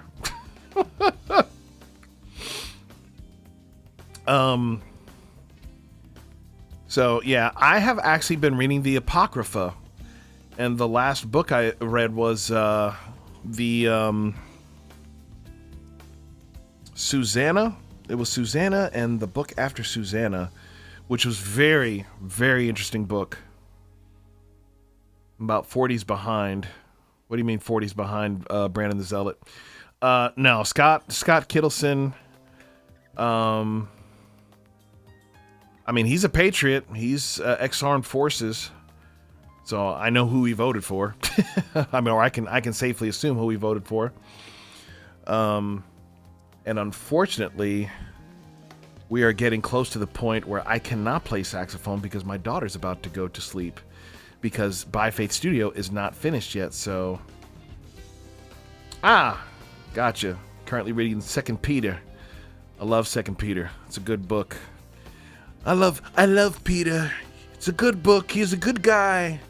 First pope, only pope, the best pope. Yeah, I don't buy that business, by the way. I don't believe that whole thing that those first early church fathers were popes. Yeah. Essa flogging Luli. I need to put that on there. I need to put like all my favorite hook quotes on my stream deck. Isn't it 2 Peter that talks about the abuso, the abyss? Yeah, it is. It's 2 Peter 2:4. 2 Peter 2:4 is what talks about the abyss. Yeah. For God did not spare the angels who sinned. On the contrary, he put them in gloomy dungeons under lower than Sheol. Yeah, so that's the complete Jewish Bible translation. It's a lower than Sheol. That's kind of terrifying. Let's go to the King James. Go out speaking the kings. Yeah. Actually, that's not even the one where it. I think you have to read it in the Vulgate. Oh, just read Ezekiel this morning. That's beautiful. The wheel within the wheel.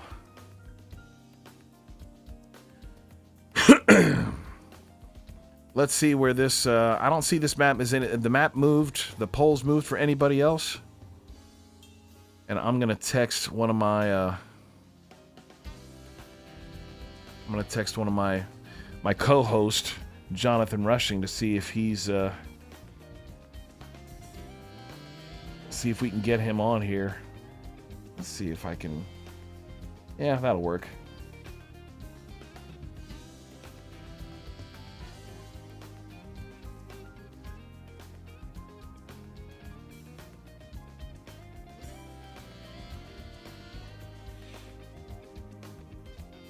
I know he's watching the election. He's a big political junkie. I mean, he's really, really hip to politics way more than I am, so. That's funny. Well, and that's actually raises an interesting thought, Canon. How many of us will actually have books written about us? Right? I mean, I've met some modern day real apostles and, that are going out and doing serious. All right, Rod, there he is. There we go. Viewership was dropping off. Sorry about that. I guess this isn't the best computer for me to live stream with. Nope. I'll have to go with something a little more powerful in the future. Yep. Do you have a computer and you have a laptop and a desktop, or just the one laptop? No, I have 2 laptops, but this is my your backup. This is my streamlined model. Mm. And I thought it was going to be okay, but this camera keeps bugging out on me. So either I go with a different computer or a different camera. I don't think the camera's the issue. I think it's the computer. Probably. So we'll get that rectified before too long. The map isn't moving. It hadn't moved in a minute. Yeah. like I said, I think that they're probably going to intentionally delay any of the results until the polls are closed in California. Because years ago, back in the 80s, one of the networks, or maybe all the networks, called the election, well, it was 1980. It was Reagan against Carter. And the networks were calling Reagan the winner before the polls closed on the West Coast. And a lot of people said, hey, I didn't even get to vote because, the polls were pretty much, shutting down because everybody said it was over. And there were a lot of gubernatorial and senatorial elections and stuff like that that were affected by the fact that the networks called it before the polls closed on the West Coast. So they've all tried to follow this policy since then that they'll delay the results so that they won't mess with the results on the West Coast. So, hey, and brother, I checked. JT blessed you with $50 towards a new computer. So, wow. Thank you, brother. I appreciate JT. that. I don't know that it's a computer issue, but if it is, that will definitely come in handy. So for the next hour or so, we may be sitting around listening to some of your songs, trying to pass the time. You'll see some results coming in in the Rocky Mountain time zone, but Yeah, it just jumped up to 188. So it just jumped up to 188. So jumped up or jumped down? No, up. It jumped up 10. That was Fox. It was 178 for the longest time, and now it's 188. Okay, so they got one of the maybe that was Wyoming. Man, I don't think Wyoming has 10. No, I mean we'd have to go back to see what it was that jumped up. And Brandon the Zealot, we were talking about what books of the Bible you're currently reading, and I told him I'm reading the Apocrypha for the first time, and Brandon the Zealot, being the hip dude that he is, said, I love Susanna. I think that's what Christ wrote in the dirt when the Pharisee brought the adulterous woman to him. That's very interesting. Very interesting. Well, that's one of those disputed passages. Because a lot you've talked about that was a very late addition, not in the early adultery. Yeah.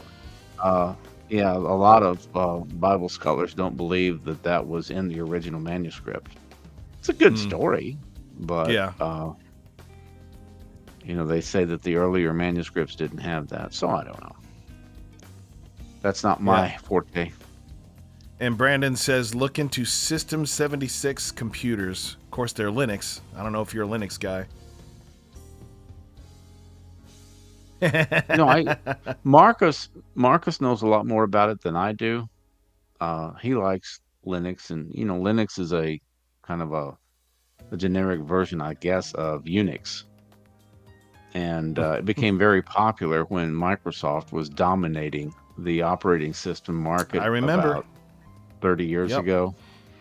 But now that everything's kind of gone over to portable devices and phones and tabs and everything, Android has become more prominent, and so it's not as popular anymore because people aren't trying to get away from Microsoft like they were 30 years ago. Nope, they sure aren't. So Gates decided he was going to have to find another way to take over the world. The same thing we do every night, Pinky. Try to take over the world. There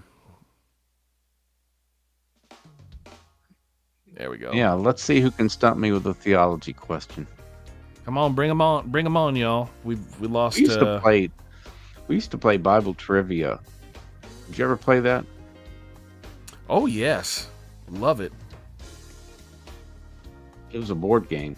An actual board game.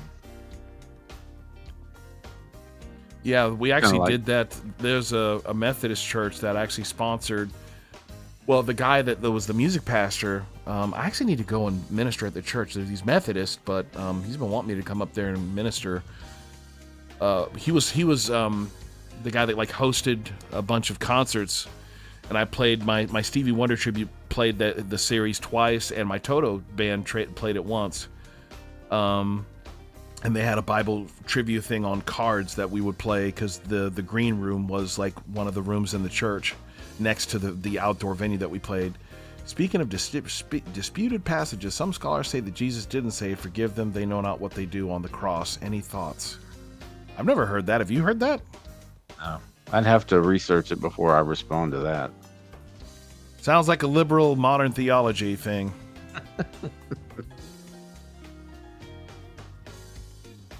System 76, pricey, assembled in the U.S. I like that. But if it's assembled in the U.S., doesn't mean all the parts aren't from China. So they're just charging you to put it together here and put a Linux operating system on it. Here we go. Check this out. We can flip this over to Bible trivia. Here we go, Rod. Oh man, no, I'm just trying to play as a guest. Don't make me sign up for stuff. Just play. You just want to play. Number of questions, 20. Who ruled in Jerusalem, the city of David, after the death of Solomon? Was it Ahijah, Jeroboam, Nebat, or Rehoboam? I always got Jeroboam and Rehoboam mixed up. Old Testament survey was my worst class when I was in Bible school, because I've always been more focused on the New Testament. Yeah, that's my my brother Sharvis. He loves Kings, like that, the era of the prophets, you know. And me, it's hard for me to finish 2 Samuel, man. By the time David dies, I'm like, yeah, I don't want to read about the downfall of the kingdom. Solomon with all of his, hookers. Ahijah, Jeroboam, Nebat, or Rehoboam? What? Who's anybody got? And no cheaters. Don't be opening your Bibles and looking. Who ruled in Jerusalem, city David, after the death of Solomon? I think Marcus would know this. I think. Where is he? He's about 9 o'clock. He said he would probably be able to join us. So you ought to see him any minute now. Cool. I'm gonna guess Jeroboam. All right, let's go Jeroboam. Oh, nope, it was Rehoboam. Okay, when Elijah called down fire from heaven, upon whom did the fire fall and consume? The prophets of Baal. What? The servants of Ahaziah. It wasn't the prophets of Baal, it was the servants of Ahaziah. Look at that. I'm 0 for 2. And here's Marcus with no camera. Marcus, get your camera, bruh. While you're doing your camera, let me address this comment. 9.5 finger Nigel. Yes, I have a Toto tribute band called Bless the Rains, and my brother Phil Hall does the Lukather role, and he kills it. He absolutely kills it, and it's funny because he plays guitar. Marcus would appreciate this. He plays guitar backward and upside down because he's left-handed, so he takes a right-handed guitar and just flips it. We got you, Marcus. We got you on camera and sound, and then he leaves. Bye, Marcus. I think he's trying to soundproof his room. Oh, gotcha. All right, so let's see. During a time of peace, what did David wish? Boy, they just want to focus on this part of the Bible. They don't care about anything that happened before Samuel or after Malici, the Italian prophet. During a time of peace, what did David wish to build for the Lord? I'm pretty sure it was a palace for himself. No, he wanted to build a temple, but it's not giving that. It says an altar to the Lord. Would that be it? It says altar for the Lord, a house of the ark for the covenant to dwell, a home for Nathan the prophet, or a palace for himself. So I'm guessing it's a house for the ark of the covenant to dwell, or an altar to the Lord. It's got to be one of those first two. Yeah, I would go with number 2. Let's wait for Marcus to get his audio hooked up. Oh, his audio's good. I can hear him. You can't hear him? Let's see. Getting there. Can Yep, you you hear were us? right. You were right. Yeah, I had to. It's been a day just when I say that. Okay. How do I turn And this off? we're checking the election results. Still at 188.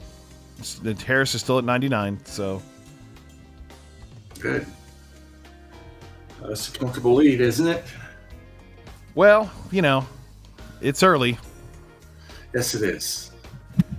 I don't know if you're using a laptop mic or it sounds like you're using a room mic. So I don't know if you have. Actually, I got this big old Yeti, but I got this. I don't know if Sounds that's like a what's room connected to the live stream. Just It want should to let be you the- know. Let me see if I can fix it. Let's see, make sure it's got the Yeti and not the. Yeah, you just got to select it in here inside of Restream. All right, when responding to Jesus, Jesus' claim to rebuild the temple in 3 days, how many years did the Jews say it took to build the temple? 24 years, 46 years, 40 years, 7 years. I think it was 40. That sounds very biblical. We're just doing some Bible trivia while you're getting set up, brother. So you can don't let 15% of your brain get yanked away by this. You just tell us when you're ready.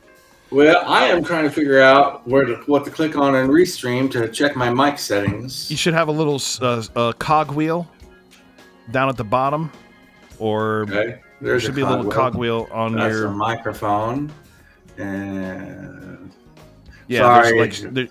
Yep. If you click on the microphone, it'll mute you. But yeah, Caps also says 40. Nope, it was 46 years. 46. There we go. When Jesus escaped the crowd, they wanted to stone him in the temple. How did he leave? Through their midst, through the back door, through a hidden exit to the side of the altar. He walked through the midst, right?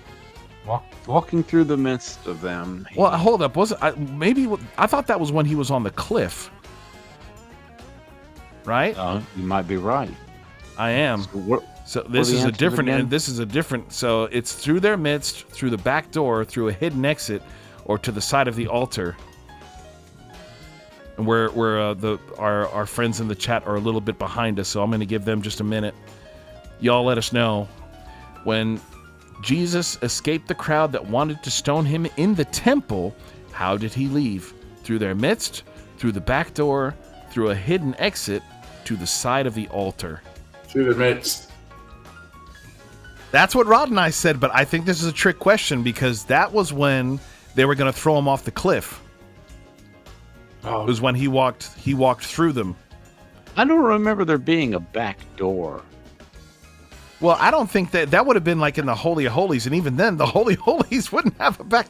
That's like the basement of the Alamo in Pee Wee Herman, the Great Big Adventure. Okay, when was this? When was this when he was in his hometown, or was this another time? He's in Jerusalem. He's in They wanted to stone him in the temple. Yeah. Temple. How did he leave? The three of us answered in the mist, but I feel like that's a trick question. Sounds like a trick question. Trump is now at 198. 198. Yep. I'm gonna put it over there. He's got North Dakota, South Dakota, Wyoming, Montana, and Utah. Okay. Okay, Brandon the Zealot says in the midst. He said in the midst, so he said he did that multiple times. All right, brother, we're gonna see if you're right. We're gonna see if you're right, because that's what the three of us answered. I don't feel like it's right, but we're gonna see. I feel like it's right. It was through their midst. It was right. Mm-hmm. But the sad part is, I just read that the other day. I should know it. Well, you know what? What got us was I was just so fast on answering who they the Elijah question on who they went after the fire came down on the altar. I was like, oh man, I missed something that was so obvious. Okay. Chapter 11 of Hebrews gives examples of which of the following qualities demonstrated by Old Testament figures. Oh, come on, this is easy. Abraham? No. It's what qualities, and the qualities are endurance, mercy, faith, love. I mean, it's Hebrews 11. It's the heroes of faith. Heroes of faith chapter, yeah. Yeah, that's way too easy. That's like, come on, man. Some of those that they threw in there were really, what is for a sign not to them that believe, but to them that believe not? Patience, tongues, joy, love. We know what it is. What is a sign not to them that believe? So what's the sign that's not for believers, but for unbelievers? Patience, tongues, joy, or love? It's tongues. That's tongues, yeah. That's what our reformed brothers and sisters love to throw in our face. Oh, absolutely.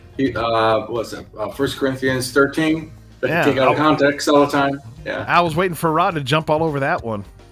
Well, I said tongues. I guess you didn't hear me. Oh, I didn't. Nope, I didn't. I'm sorry. I'm still distracted trying to get set up. I sound like a bit of a whole. It sounds like it's using your. It sounds like it's using your laptop mic or like another. If you have another mic, yeah, it's not using. It's not using your nice mic.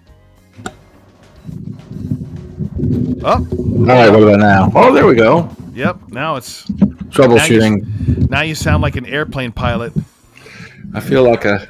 Well, good evening, everyone. So we're at 4,000 feet. If we're flying at 4,000 feet, you got some problems. Unless you're on follow approach, you're probably a little bit low. Somebody in the tower gave me some wrong directions there. All right, Marcus. Give us your 2 cents on the election. So we've had some folks that are much earlier came in and were saying, how can a Christian vote for either one of these evil heathens? We had some people saying, why are you guys even voting for people? Christians shouldn't be voting at all. No, that's not wrong. That's not right. No. Yeah, Pastor Sam gave a great rebuttal to that. But give us your 2 cents. Give us your 2 cents. Here's the number one important thing that we need to keep in perspective. No matter what happens, God is still in control. He's still on the throne. There's a study in this, but all authority comes from God, no matter who's in charge. It was Pilate that said to Jesus, "I have the power to kill you," and Jesus told him, "You're not going to have any authority unless it was granted to my Father from above." Yeah, they missed the Messiah. One of the reasons why they missed the Messiah was because they were looking for a Messiah that would deliver them from Rome. And they were operating in this Roman government. And when Jesus, before he ascended, they asked him, said, is this a time when you're going to restore the kingdom? Are you going to set up your throne now? They wanted to know. And so obviously he said, it's not for you to know these things. And they operated for a long time under Roman rule, and then 312 AD, Constantine comes to the throne and he legalizes Christianity. But for this whole time, they faced persecution. But the whole time, God was in control. And they missed, the Pharisees missed who Jesus was for political reasons. They missed who he was because they were looking for a Messiah that would deliver them from Rome. They missed who he was because they were so caught up in their legalism that they couldn't identify who Jesus was because he wasn't obeying their rules. He obeyed the law of Moses, but not their little rules. And so when we fast forward to the election and apply that to now, whoever's in charge, God can work in either situation. And we can't be so wrapped up in whatever candidate you want to win where you think that God can't use the situation that's in play. And if you doubt that, just go look what God did during the time that Rome existed. So that's number one. Number two, the way I see it, and I'll just say this flat out, I'm not a Trump supporter, but I voted for Trump 3 times. And the reason why I voted for Trump 3 times is because they're not giving you anybody else to vote for. They've hijacked the primaries. If you go back to Hillary Clinton, you'll see that no one else was allowed to run against her. When Bernie Sanders was running against her and won some states, they took his delegates and made them super delegates. And her campaign slogan was, "I'm with her." It might as well have been, "It's my turn." You know, and you know, that should have been her campaign slogan, right? So, and then the next election cycle that came around, Biden ran, and that was COVID, and that's when they shut everything down, and that's when they sort of rigged everything. And now we have this election season come around, and you know, they went through a primary season, and then after the primary, they do the debate early. And during the course of this debate, they decided that Biden wasn't able to run. Now, I think this was pre-planned out, in my opinion. Of course it was. And so they got him to step down. And when they got him to step down, I remember what all the news was saying at the time. They said that we're going to have an open convention, and you're going to have about 5 people to choose from. And then when the convention came along, it was Kamala was the candidate by the time the convention came. And she ran on a platform of joy. Can you imagine that? Joy. Yeah, let's see how much joy she has tomorrow. Okay. But I don't think it's a false joy. It's a fake joy. People always conflate happiness with joy. They do it all the time. Gabriel, I could write you a check for $10,000 and you would be very happy until you go to the bank and you try to cash it. Then you would become very unhappy. Happiness is tied to happenings and your situation around you. True joy is an inner peace that only comes from God. Yeah. But she put this fake joy out there in her campaign. And then the other thing she said was to the Christian that said Jesus is Lord, you're at the wrong rally. Oh yeah. That really resonated with me. And if I was undecided, that would be the thing that would make me decide, okay, I know which way I'm going to vote now. But the left is just off the hinges. They've rigged the primary every time, and they have not let the Democrats choose their own candidate. Somebody up top was engineering this thing. Yeah. And I think that's my point is, look, you don't want me to vote for Trump. That's fine. Give me somebody to vote for. And by rigging these primaries and selecting the candidate with all of these preconceived goals that are communist in nature, that doesn't fly with me. So I vote for Trump for those reasons. You know, I understand he's rough and they're upset about tweets or whatever. But man, given the inflation and given the way we pull out of Afghanistan and our foreign policy, you know, I kind of miss those mean tweets. So that's just crazy. That was Jonathan and I were talking about it last night. My brother and co-host of Soul Vitamins. He's like, that should have been enough to. That was impeachable, and that should have been enough for neither of those jokers to run, because that was so. He said, I've never seen something so horrific where, you know, our people are getting killed. The people that are supporting us over there are we left them to be slaughtered, and we left $2+ billion worth of war machines. $2+ billion. $2 billion worth of tanks. Humvees. Are we talking to Afghanistan? Yeah. No, it was $83 billion. Oh, well, it was $83 billion of hardware was left over there. I'm gonna call the guy from ABC to fact check that. You go ahead. Yeah, we have our own fact checking service. So I don't think we should rely on ABC if you want accurate information. Yeah, so. but that's the funny thing, Marcus. Like, they talk about, you know, if Trump gets in, that's the end of democracy, and it's like, you guys haven't been operating democratically since before Hillary Clinton ran. Like, you guys completely railroaded Bernie Sanders, and I bet you, I would bet you $1,000 that they told that guy, you better shut up and stay in your lane, or you know that Clinton list, we'll add you to it. You know, you're gonna have a heart attack. You're gonna be on a boat. You're gonna be in the back of you'll be back in the fountain of the pond. I mean, like, that was somebody said that just the other day, and this is how much stuff has happened this year. Did you forget about the Obama's cook? Oh no, I forgot about it.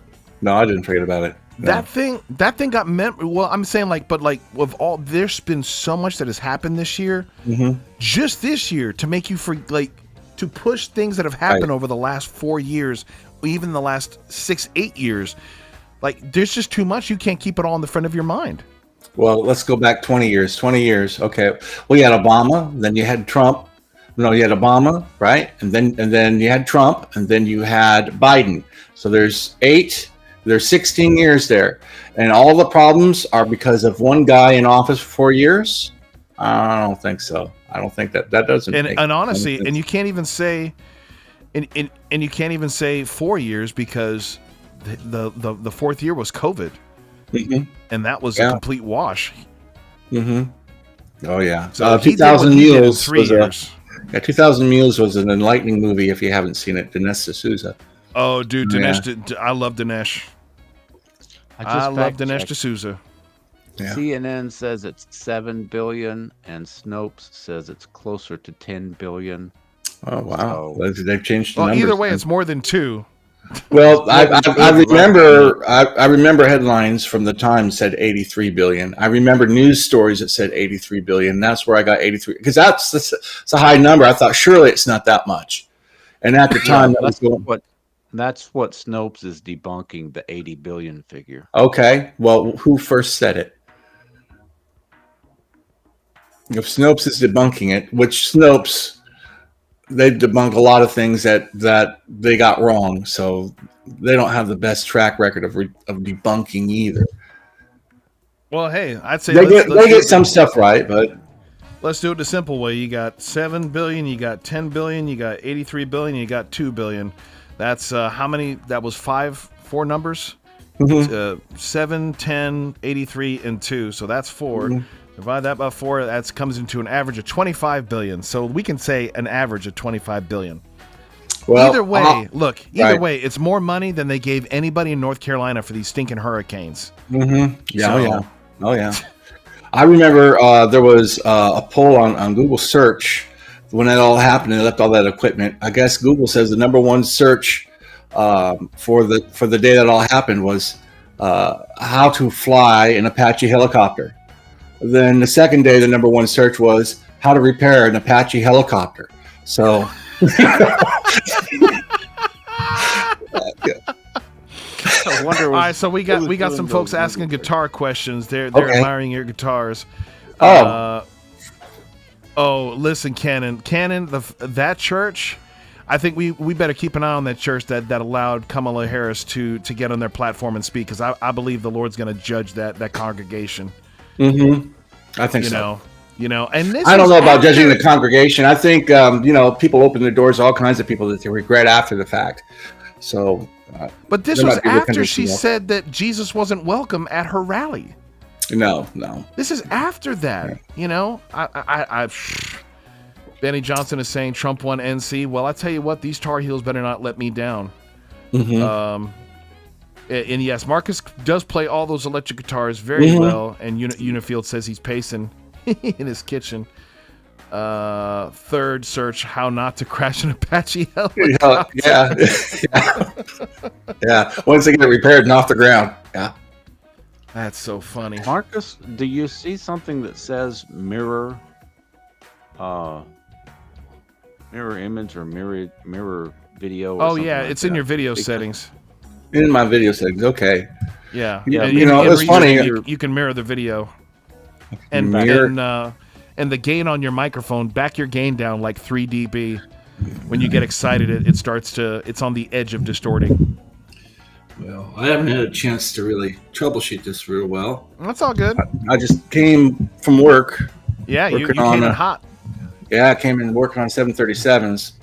I didn't give you a proper introduction. This is my best friend, Marcus Curtis. He's also a student of the Bible, and he loves apologetics, and he's the guy who got me started on intelligent design about 8 years ago, or maybe a little bit more, that really kind of triggered this whole interest in doing my YouTube channel. So, and he helps me on a lot of research. He helps me on technical stuff and everything. So if you guys are wondering who Marcus Curtis is, he's not famous or anything. He's just famous to me.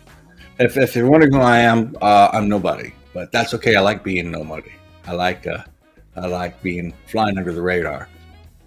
So All right, so they're asking if Pennsylvania is flipping red. Here's what I'm looking from the New York Times, a very unbiased.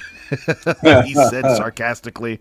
Yeah. It's saying right now they're 53% of the votes are in.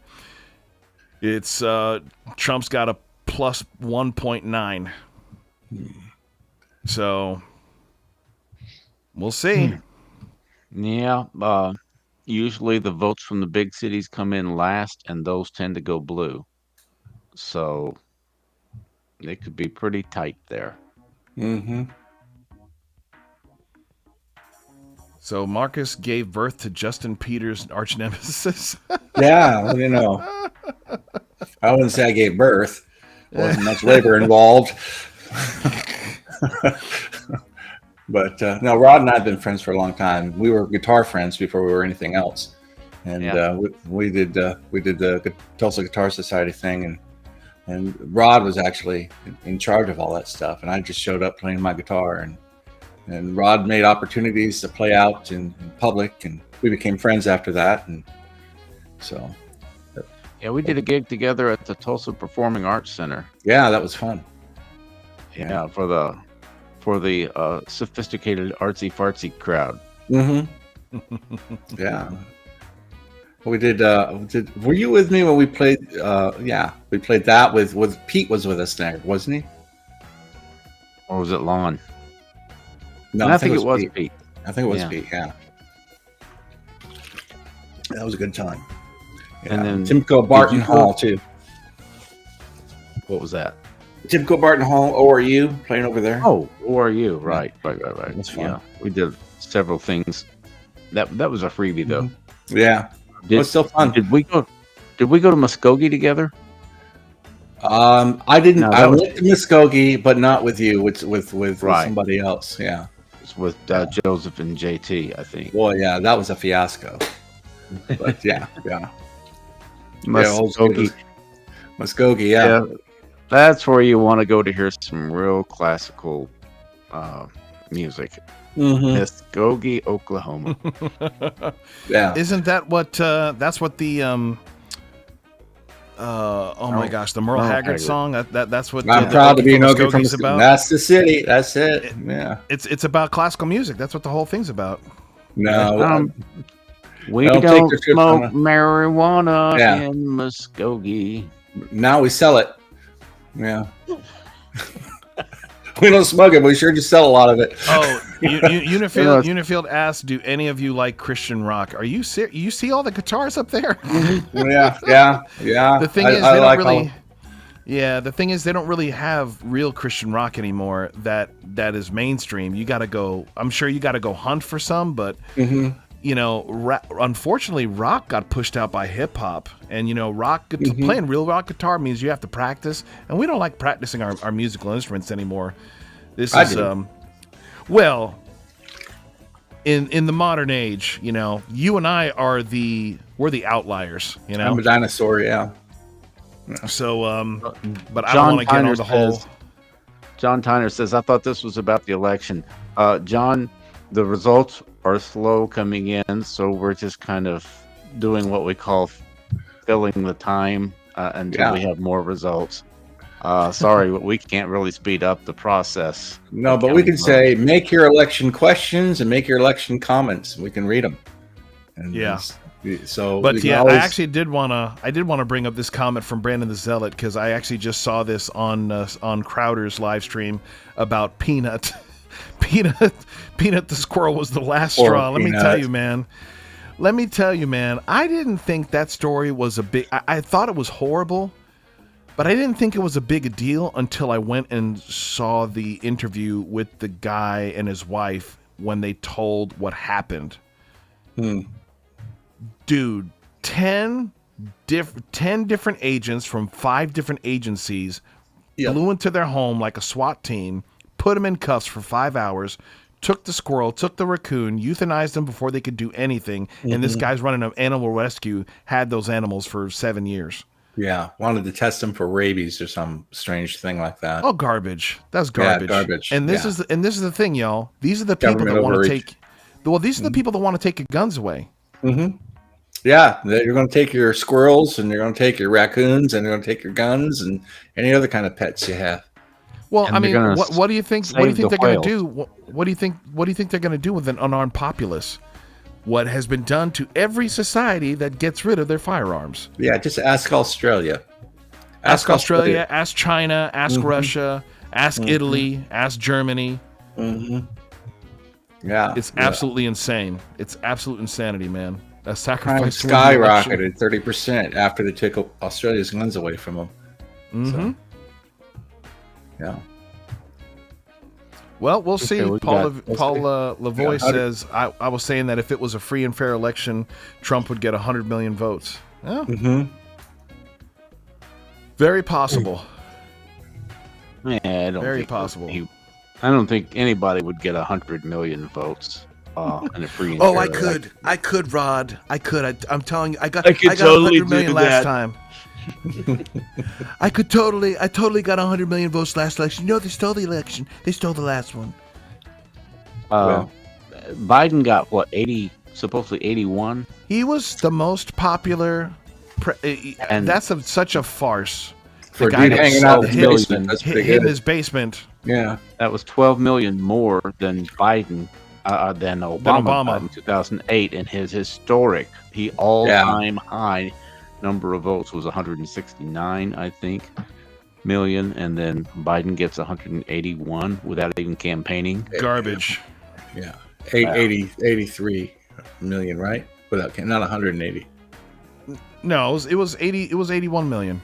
81 million. Was it yeah. 83? Did I say 100? It was 81. Sorry. Yeah. Yeah. I'm It's sorry. okay. Yeah, you're right. Flame of the Spirit Yeah. says Michelle Obama could get 100 million votes. Nah, not Big Mike ain't gonna get 100 million votes. No. Because I mean, like that's you gotta say that it would be somebody that is universally loved by independents, Republicans, and Democrats. You know, and I think if it wasn't for his stance on abortion and the alphabet garbage, if they would have run, imagine if they would have run RFK and Tulsi Gabbard. I think they could have that could have been a runaway election. That would have been challenging. They could have won on then. the platform of going after the pharmaceutical companies and making America healthy. Don't get in anything else. We're gonna get America healthy, and I think you get a landslide win right there. Yeah, but they would have lost all the donations from Big Pharma. I think that Michelle Obama could have gotten more votes than any other Democrat candidate. Marcus You and I think? discussed this a lot. Yes, yes. Yeah, There was a but lot of fortunately, support she for didn't her. run. She didn't want to Yeah. run. She didn't want to run. Didn't want to do it, but she had much greater appeal than Hillary Clinton or Kamala Harris. Mm-hmm. She just didn't want to do it, and she may be rethinking that after tonight. No, I mean, you know, forget the conspiracy stuff, man. Like that whole thing with their cook mysteriously turning up dead. Oh, yeah. They don't want the scrutiny. I don't think they can handle the scrutiny, which is why they were like, nah, I ain't doing that. But yeah, Susanna Young said, hi from Australia. What do all the colors mean? The colors, I'm guessing, if you're talking about this is the election. So it's like the pink is something that's leaning red, but we don't know for sure. The hard red are obviously red. Blue is, you know, what went for Democrats. And then the grays are where we haven't gotten the stuff yet. And the Yeah. light blues are, you know, that are leaning Democrat. And she says, we do have guns. They just have to be registered, which means the government has them and they can take them anytime because they know who has them. But I think it's kind of the same thing in Canada where, like, you can have hunting rifles. But I think, what's his face? Castro's love child took away their handguns or tried to take away their handguns. And basically, like, just only left them hunting rifles that could only have like a cartridge of like no more than six shots. And it's like, oh, you're hunting, you don't need more than that. You New York referring to Times has Justin just Trudeau. released. Yeah, the New York Times has just released. They predict Trump to win. Really? That's interesting. Yep. Yeah, Thoughts? I remember this from 8 years ago. The New York Times, the number Trump was at 40%, and then as the night went on, he was at 50%, 60%, 70%, 80%. So probably what she means is that they've got him figured at more than 50% likely to win the election. They just do a percentage, because I remember seeing that percentage go up 8 years ago. But if you got a link to that, I'd love to look at it. I'm going to pull it up, but I thought this was interesting. Marcus, you might have any insight on this. I'm not up on my Norse mythology. Brandon the Zealot says, they question which side was sacrificing the squirrel, which has roots in Norse mythology. Do you know anything about that? The Norse mythology involving squirrel sacrifice? I don't know much about that kind of theology. No, I do know that our days of the week are named after gods. Thor's Day. Thor's Day. Yeah, Friday is, I forget who Friday is, but Frida. Yeah, and the months are the same way. And the Romans did this. They took all their gods from the North, and they just kind of put it in their calendar. So when we adopted the Roman calendar, we got all that stuff. So that's all I know. I'm not seeing that, Mom. You're gonna have to text me a link or something, because I'm not seeing. You have to pay for the New York Times website. Yeah, you have to pay in more ways than one. Yeah, they're pretty up to date here, but it's okay. Here it is. I see it. Hold up, let me switch the sharing screen to this one. So I think this is what she might be referencing, and I'm gonna put it to this. So you can see, based on what they're getting, this is where it's leaning. So 297, huh? That's what they're projecting. 297 to 241. Yep.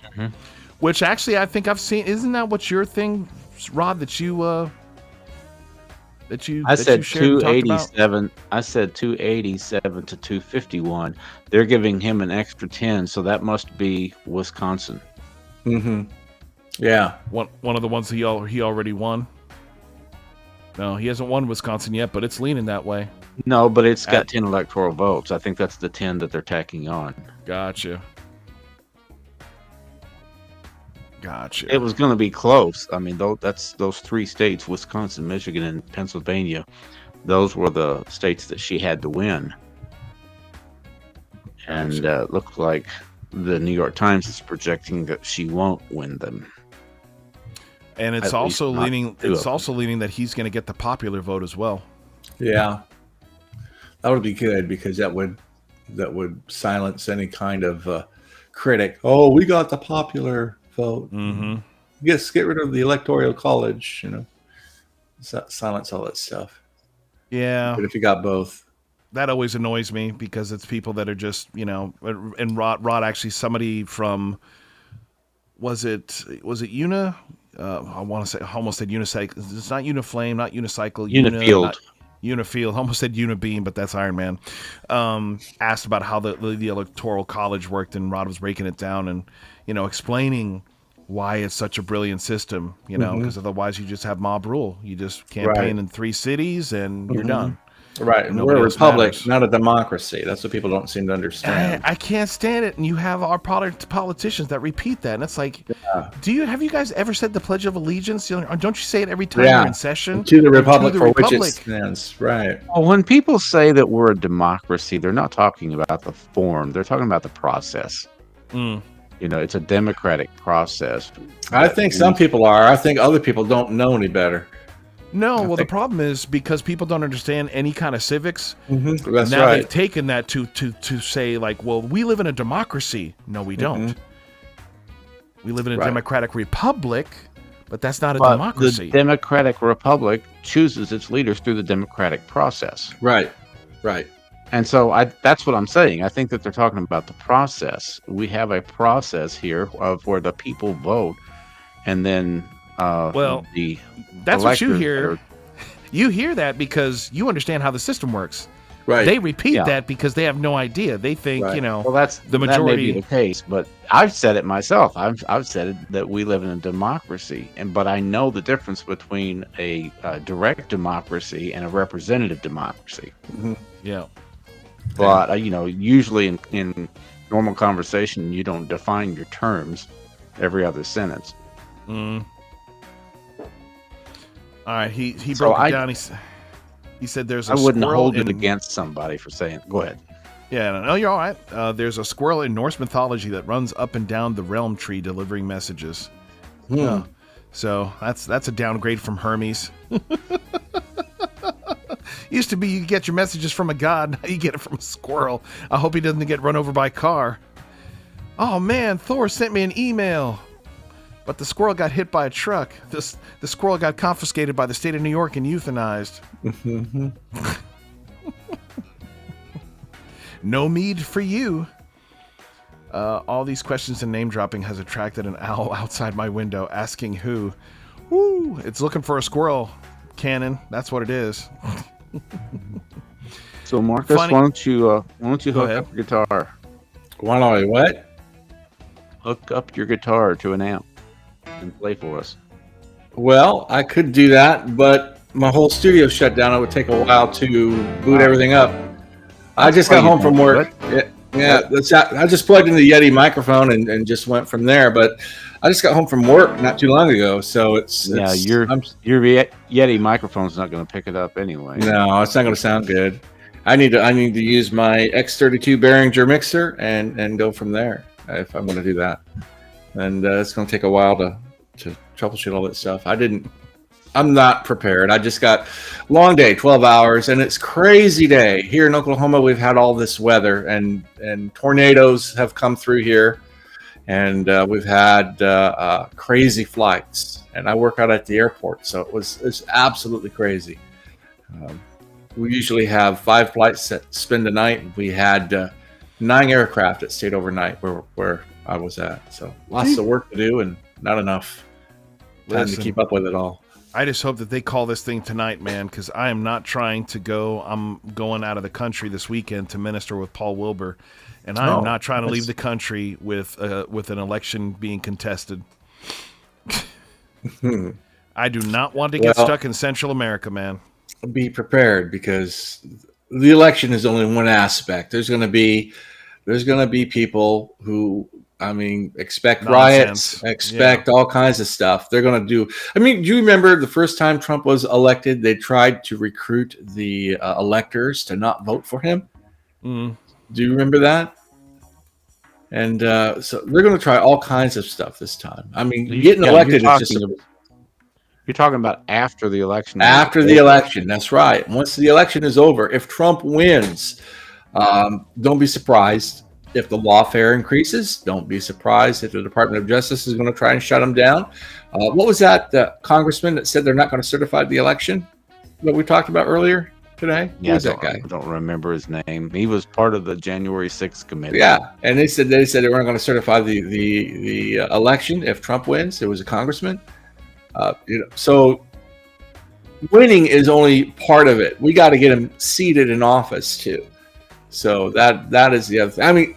Have you ever lived in a time when something like these kind of comments were made where they openly stood against him?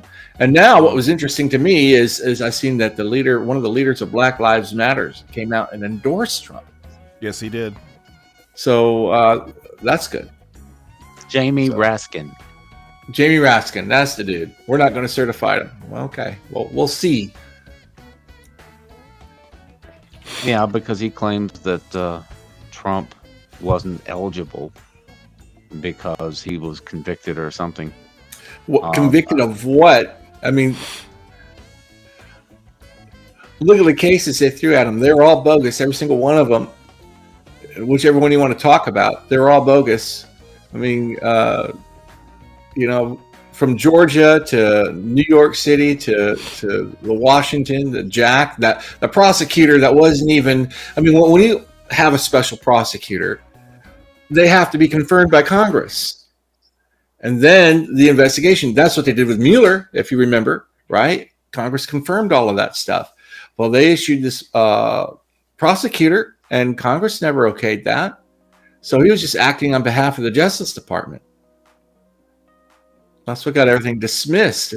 And then what was he investigating? He was investigating the documents that they raided in Mar-a-Lago, but they never brought up the documents that Joe Biden had or the documents they found in Pence's place. So Trump's a felon. Well, so are these other guys then. If Trump's a felon, then Biden's a felon.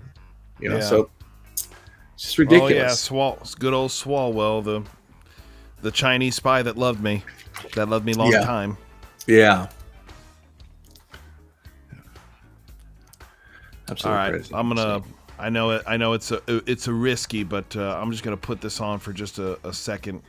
I'm curious as to what they're talking about over here in Louder with Crowder, but hopefully DePaulo's not being. Violence. Anyways, back to the show. No, I'm not talking about that. See, there you He took my wants the point. Dexter the left. I love it. Yeah. No, I do. I want the fucking. No, you don't. No, he's that's risky. He's got a little bit of a potty mouth. Got a little bit of a potty mouth over there. Limited vocabulary is what I like to call that. But they got poll watchers everywhere in the swing states. They need him. And him and James O'Keefe and other organizations, but I don't think O'Keefe is live streaming. Mm-hmm. So that's why I was wanting to see like what they're. I wonder if there's a way. No, I can't feed my audio without feeding yours. Gerald, I apologize. Steve. Yeah. Because I'm watching I'm trying to look at their comments to see what they're talking about, but they've got 400,000 people watching, so their comments are going by so fast. Georgia just called 11,000, so they're saying that Kansas has called for Trump. Mm-hmm. 204 now. Yeah. Yep. I'm looking at Catastrophic Cannon, you asked how long until the next polls close. 18 minutes. 10 o'clock Central Time. The West Coast will all close. I'm kind of curious to see what Nevada's going to do. It's not a lot of electoral votes, but in the last two elections, they both went Democratic. Both election cycles. Yep. And they say that Trump is polling pretty good in Nevada. Well, the Nevada's funny thing hard. was. Go ahead. I was just going to say Nevada's a hard state to predict because, there's a lot of transition in and out of the state. Hmm.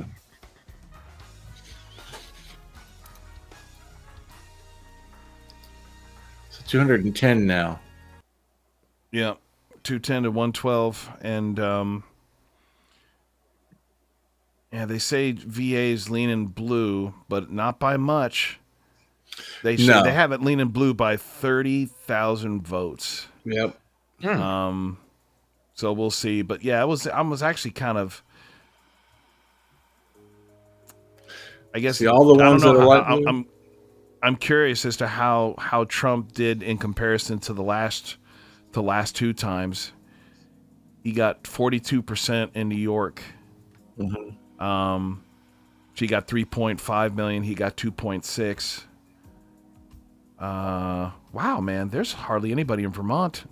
Vermont's a total of 300,000 votes. Wow. And she got 2/3 of them.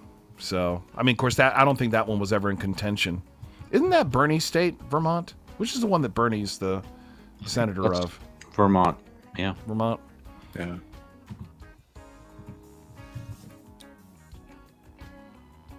So Virginia still, that could still go either way. I guess Colorado, she got it. Illinois is thinking lost cause because of Chicago. We should have heard something on Georgia or North Carolina by now. Well, that's what the people in I guess that's what they're talking about. And people in the comments are talking about, they're trying to steal it. Because Georgia and North Carolina should have been called by now.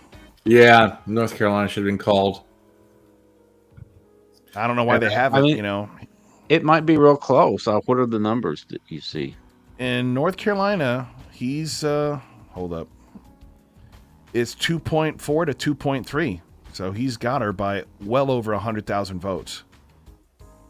And in Georgia, he's got it by almost 200,000. So, What percentage? It says reporting? 88% reporting in Georgia and 84% reporting in North Carolina. Ordinarily, when they get that high in a percentage, They just call it. they'll I call think, it. I don't think they've called it because they're, either trying to do something silly or they're praying that, well, shoot, they don't pray. They make sacrifices to the devil. Mm-hmm. So Pennsylvania is 60% reporting, and Trump has got it by well over 100,000 there as well. He's Michigan's a little closer. It's only a 18,000 vote spread. 30,000 vote spread in Wisconsin. Minnesota, it's he's got Minnesota. Well, it says 5% reporting, but it's 100,000 No way. to 60. It says 100. He's got 100. I don't know how in the world it's 5% reporting with almost 200,000 votes. Does Minnesota have that many people in that state? What about early elections? How many people voted early? That's very true. But it's right Minnesota- now. Donald Trump's at Minnesota's 60%. a blue state. He's not going to win Minnesota. I think it's in play. He's got it by 60%. Tim Walz is from Minnesota. And that would be just like the Lord to smack him up in his face. The one state Ronald Reagan didn't win in 1984 was Minnesota. Hey, maybe they're tired of the dum dums. Maybe they're don't gonna. think so. I think that's maybe they're gonna just early- smarten up. I think that's the early rural results. When the big cities start coming in, Minnesota's going to flip blue. I could be Let's wrong. see. I hope I am. Let's see. NBC has called it for those states. Are you talking Well, about Georgia, North Carolina? Brandon? Well, yeah, but Caps is watching Fox, so of course Fox is going to go ahead and call it. I don't trust Fox. No, you can't. It's controlled opposition, so Yeah, they like to say it's fair and balanced, but it's not. it's Like not. They're Rhino controlled Republican. opposition. That's what it is. Yeah, so now I'm trying to find their early voting results, but they're just showing me what's current. So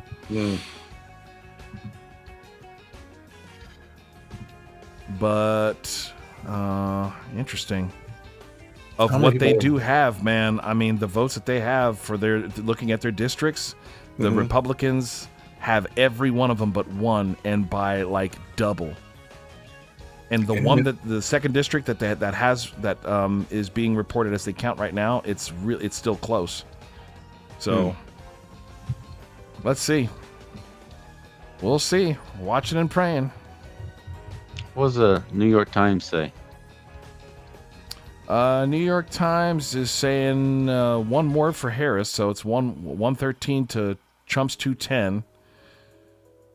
And his Trumpometer is going. It's almost all the way up. Arizona So, turned pink from blue.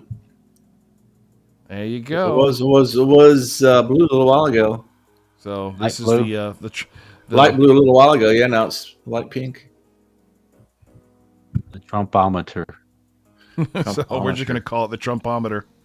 I like that. So now it's saying he's going to get 299. So it went from 291 to saying he's going to get 299. Why is everyone talking about Calvinism? Are you being sarcastic or are you being jokey or? Who's Calvin running for? I said He's something not. earlier. It's all Justin predestined. Peters. Yeah, what are we worried about? It's all predestined. Why are we watching this That's in the right, first man. place? That's right, man. From the dawn of from before time began, this was all ordained. Forget about free choice. That doesn't matter. That's a monkey wrench in predestination. So I'm thinking maybe North Carolina and Georgia will be called at 10 o'clock.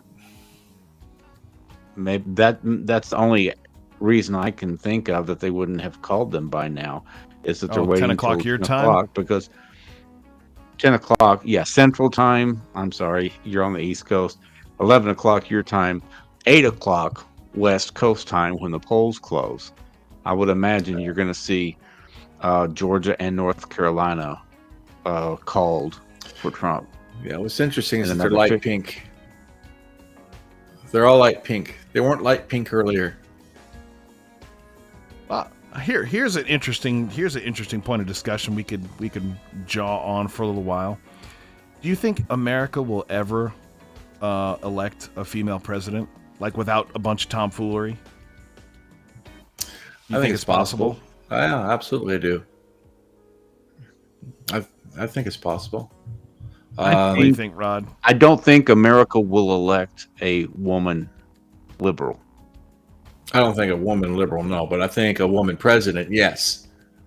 I think if you got somebody like Tulsi Gabbard, or let's see, who was the woman? Kay Bailey Hutchinson was a Texas Republican. Yeah, somebody like that is good. See, Hillary Clinton was always acting like a hawk. And I never really bought that she was that much of a war hawk. I think she just wanted to project strength. Yeah. And because she knew that as a Democrat, that would be the biggest knock against her.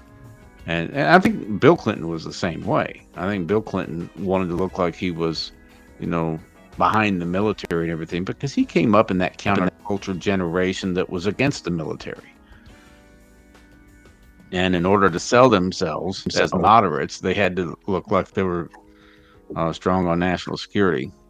So I don't think a woman that is perceived as weak on national security and crime is ever going to be elected. And she's weak on crime, that's for sure. Speaking of, well, look at all the people look at all those people she threw in jail and smoking marijuana. There we go. Sorry about that. My internet kept cutting off, so I thought, well, my Ethernet cable was plugged into my Behringer because I use the app on my computer when I do the recording studio stuff. So I had to switch out to my Ethernet from my modem and just had to make that switch. When she was the DA, well, not the DA, the Attorney General of California, or was it California? Or was it San Francisco? Who's the Attorney General of California? Oh, Kamala. Yeah. Kamala. No, it's California. Yeah, I mean, she was basically using the prisoners as slave labor. I wouldn't necessarily call that hard on hard on crime. Because then when she got in Senate, she was telling posting bail for the rioters and telling them to keep on doing what they're doing. So right.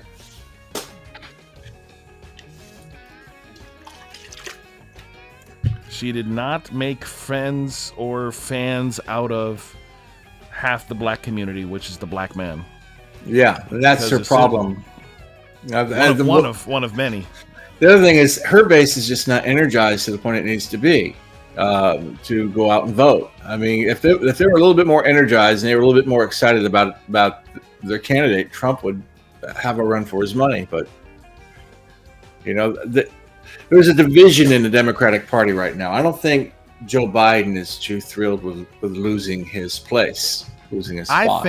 I honestly think he did those recent gaffes on purpose to sabotage her. Absolutely, I do. I think the garbage thing and the Republicans can kiss my anus. Putting on the MAGA hat, that was great. Yeah. Yeah. And he smiled in the camera, he looked for the camera, and he's like, "Yeah." You know what that look was? That look was a big middle finger to he can't stand that woman. No. He's like, call me a rapist, huh? Call me a rapist? Okay. Right. I'll see. That was definitely a political choice when he chose her for some reason. He said it. Jonathan and I were talking about it last night. It's like, dude, he said, I'm going to get, I don't think, did he say a black woman to run with me? Or did he say ethnic woman or woman of color? I think he said woman of color, right? Because that's the PC way to got to say it. I'm going to get a woman of color to run with me. That's, Not about, had nothing to do with qualifications, everything to do, it's basically, this is what I don't understand about the modern Democratic Party. It's the opposite of what MLK was about. It's the complete opposite, man. How much melanin do you have in your skin? Not, can you do the job? Are you good? Right. Are you What's the capable? qualification? What's the policies? That's the most important thing. What And she are your can't tell policies? you. She says, go to the website. You go to the website and it's all there, which means you didn't write it. Right. Go to the website. Why do I have to go to the website for you to explain your policies or what you believe? You know, if I'm asking you what your policies are, what you believe, don't send me to your website to read it. Just give me a quick, 5-minute analysis or a 3-minute analysis. Yeah. Soul vitamins. Yeah. Oh, well, that's you. I was thinking that was Jonathan.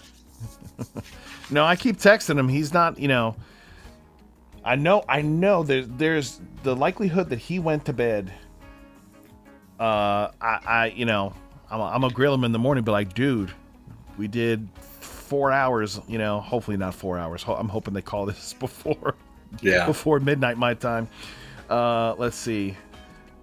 Pens turned pink just now. No, Pennsylvania was pink on my end over here. Yeah, it was pink for a while. Yeah. Yeah. My prediction: Joe blew it, so Dems are retreating to go back to the drawing board. Mm-hmm. Yeah, I tell you something. Jonathan said very interesting last night. Was he said he was really surprised they didn't run Buttigieg, and I was like, that guy. He's like, dude, he's everything. He wouldn't get it. Yeah. No. He said he's articulate. He's he's gay. He's I'm like, they would slam him on his job as a transportation secretary. They would just beat him over that. But look at Kamala. But look at Kamala with the border, bro. You gonna tell me he failed any harder than she did? He failed harder than she did. Yes. Really? I mean, I know we forgot about the trains. We forgot about the trains and the DEI with the planes falling out the sky. And don't forget the roads are racist. So, I mean, roads have a view on people. Apparently, roads are racist. That's what he said. The number one priority in his administration was to fix all the racist roads. So we gotta make them white, right? Because we're driving on all these black roads. Well, they got a white line. What more do you want? So, I have a theory. This is my theory. Break it down. I think that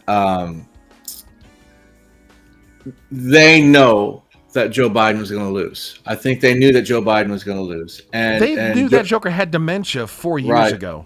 And I think that what happened is when he dropped out of the race, they knew we're going to eat this one. The economy is bad. No one gets elected on an economy like this. No one gets elected with things the way they are right now. We're going to lose this election. I think they knew that. Going in, they said there's going to be 5 candidates to choose from. They're going to have an open convention, and that's when they would select. I think what they did, they brainstormed it, and they thought, you know what? We'll let Kamala run this time because we're going to lose anyway. All of our internal polling and everything shows that we're not going to win. So we'll just let Kamala run. That way, 4 years from now, we don't have to worry about her. She'll be out of the picture. So it could very well be that they're letting her run so they don't have to deal with her 4 years later trying to get a spot. Yeah. Well, we had the first black president out of our party, and we ran the first 2 women out of our party, and and one of them was a woman of color because we're progressive.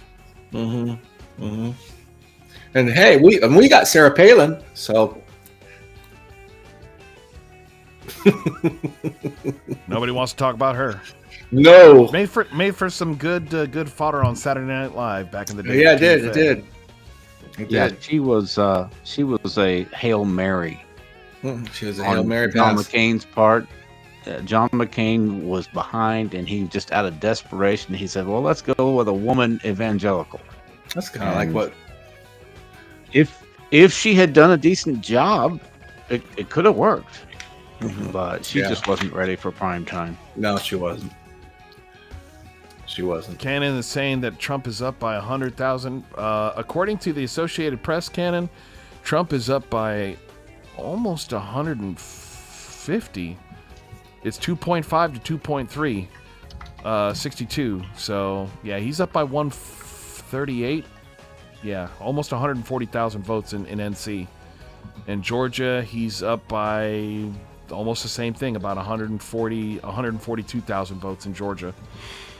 And he's up in Michigan. He's up in Michigan by 50,000. Wow. I didn't think he would win all of those. Well, I actually played some shows in Michigan last year, and it's kind of like New York. Once you get out of Detroit, which, I mean, dude, have y'all ever been to Detroit? I have. When was the last time you went, Marcus? Pre-Obama. Brother. Back when it was a city. It's like, when you see footage of like the Middle East, of places that like get bombed out, that's what Detroit is. How do they get that? That's what Detroit is, and they keep voting for that nonsense. I mean, insanity. Right. Insanity. Right. But you get out the city, man, and it's Trump flags. It's Trump flags, American flags. Well, it's go back to. It's 10 o'clock here. The polls are closed on the West Coast. So I'm thinking in the next few minutes we ought to see some numbers changing some. Well, I mean, once it gets what's the number it has to get to for it to be like a done deal? 270. 260. 270. All right, let's see. I mean, if he gets Minnesota, Wisconsin, Michigan, Pennsylvania, North Carolina, Georgia, and Virginia flips, is that enough? Oh, Pennsylvania's got 19. If he gets Pennsylvania, he's up to 229. Yeah. Georgia has Pennsylvania will do it. Georgia and North Carolina both have 16, so that's 32. So, okay, it flipped. So it's 32 and 19 is 42, 50, 51. And that he's just about there. If he picks off one of those two states. Isn't this hilarious? All right, so we just got California. So California, Washington just came in. So that puts Harris up to 179.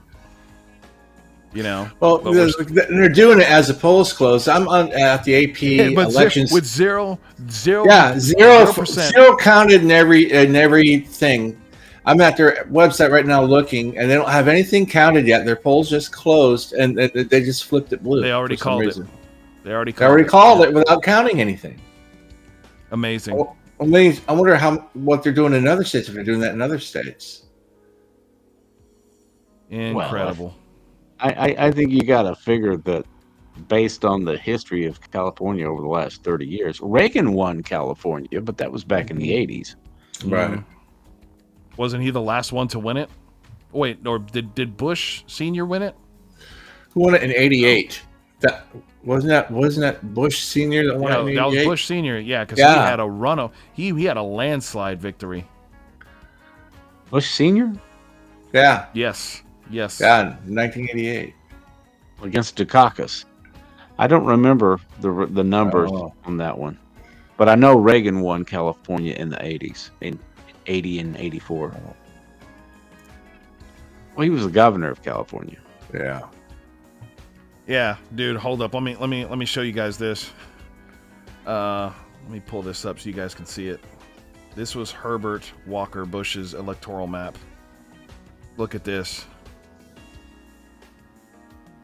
Wow. That's 88, right? Yeah, that's 88. Because I don't think he did that he lost to Clinton in 92. Yeah, he did lose in 92. Because of can it finish? Can it finish? Ross Perot. Good old Ross Perot. Yeah. That guy was weird, man. He'd say some of the weirdest things. He'd come up with all these analogies of things. I think he'd have got us out of debt, though.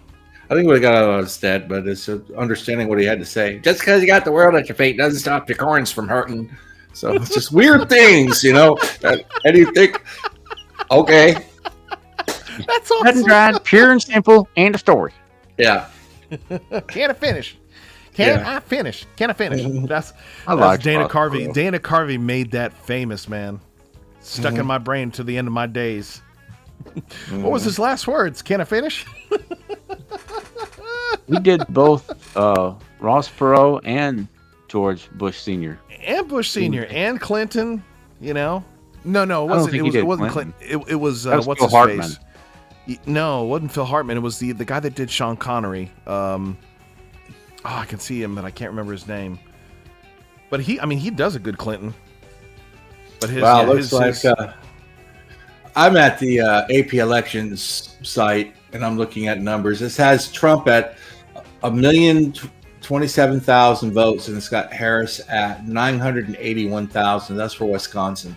Looks like he's going to take Wisconsin. Mm-hmm.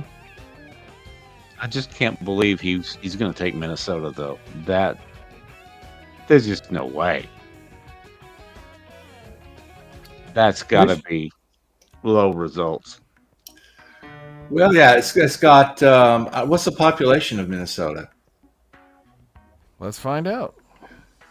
Because it's got 232,654 votes for Trump, with 60% of the precincts reporting, and 142,000 for Harris.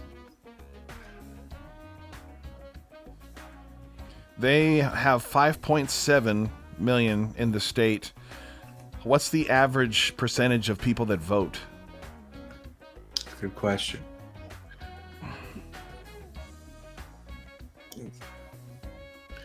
The real question is, did people turn out for Kamala to vote for her? How many people are voting because they don't like Trump, as opposed to how many people are voting that don't like Kamala? Mm. You know, or support Kamala. How many people are coming out to support Kamala, as opposed to how many people are coming out because they don't like Trump? Yeah. Well, they got 50% of Arizona, and it's close. 3,000. Yeah, it's really close. He Nothing doesn't for need Nevada Arizona. yet. If he wins Michigan, Yeah. he doesn't need Arizona. I don't know if he's going to win Michigan or not. You don't have, like, this is where Kamala, for example, 142,928. But it's only 37% of the precincts reporting. So 37% of the Democratic precincts reporting. I mean, Oh, there's Kendra. Hi, Kendra. She's a new. Yeah, and you nailed Harvard. it. You nailed it, Brandon. Daryl Hammond was Clinton, and he did Sean Connery. So I don't know, Kendra. We'll see. We'll Trebek. see. We've had, this inflation and nonsense, and, if people have a stinking memory longer than 5 seconds and can think back through the last 4 years, mhm.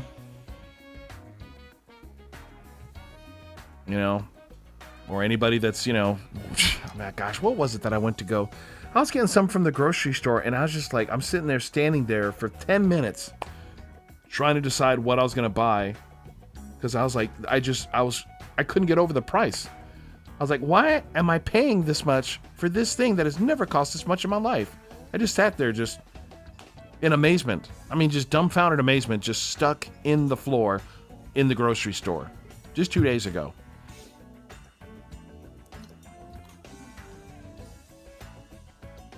So far, notes noted, Trump is winning, but it's, that's what your mother said, Trebek. Yeah, he was on that Celebrity Jeopardy skit. I'll take George for 400. It's S words. I've got an S word for you.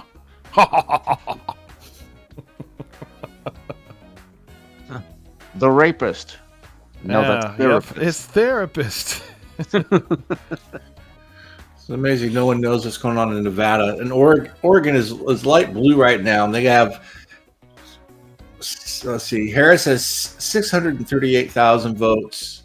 Trump has 431,000 votes right now. Not everything is counted, obviously, but Yeah, Washington State's got 172,000 to 138.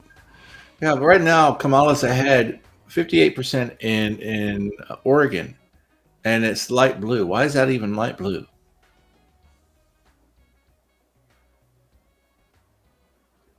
It looks to me like maybe they're just gonna drag their feet on this because they don't want to resolve. I mean, North Carolina and Georgia's been 10 minutes now. Yeah. The polls are closed on the West Coast. They ought to call at least one of those two states. Well, see, that's the thing. Yeah, but that's the nonsense they did last. When they were That's like, exactly "Oh, what they did. we found 80,000 votes in the trunk of a car." And they're there's been for all kinds of Biden." games. There's been all kinds of games in Georgia and North Carolina going on. There's been all kinds of court stuff. I mean, just go to and you're not going to hear this information on CNN or Fox News. You need to go to Breitbart or Gateway Pundit or one of the right conspiracy, and they'll tell you what they've been doing and what's been going on. Notes for Noted just said MSNBC called it for Kamala in Oregon. Yeah, I see that. With 46%, reporting. 46% reporting now. Well, she is ahead pretty well right now. So, 638,000 to 431,000 now.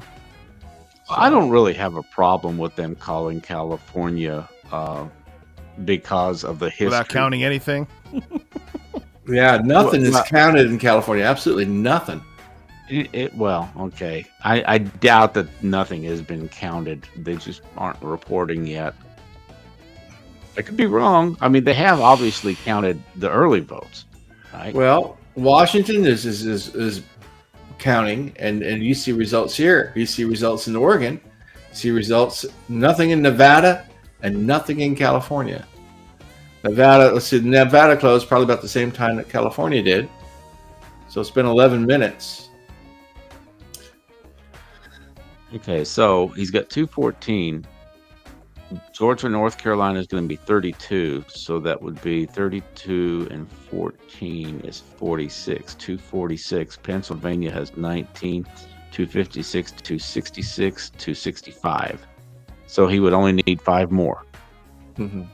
If those 3 go for Trump, he only needs 5 more. Arizona's got 11. Mm-hmm. Michigan, Wisconsin have 10 and 15. He doesn't. I think they should be calling the election within the next 30 minutes or so. Once the votes, of course, they're going to drag it out, counting the mail-in ballots. Right. Well, Wisconsin. He's taken Wisconsin and Minnesota. Oh. Or Michigan, good night, Brandon. Much love, brother. Be good. He's about 80,000 votes ahead in Michigan right now. Mm-hmm. And I don't know how in the world is Michigan only 30% reporting.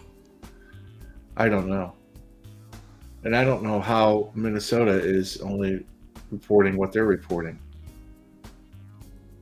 I mean, I know it's cold. It's not that cold. It's only November.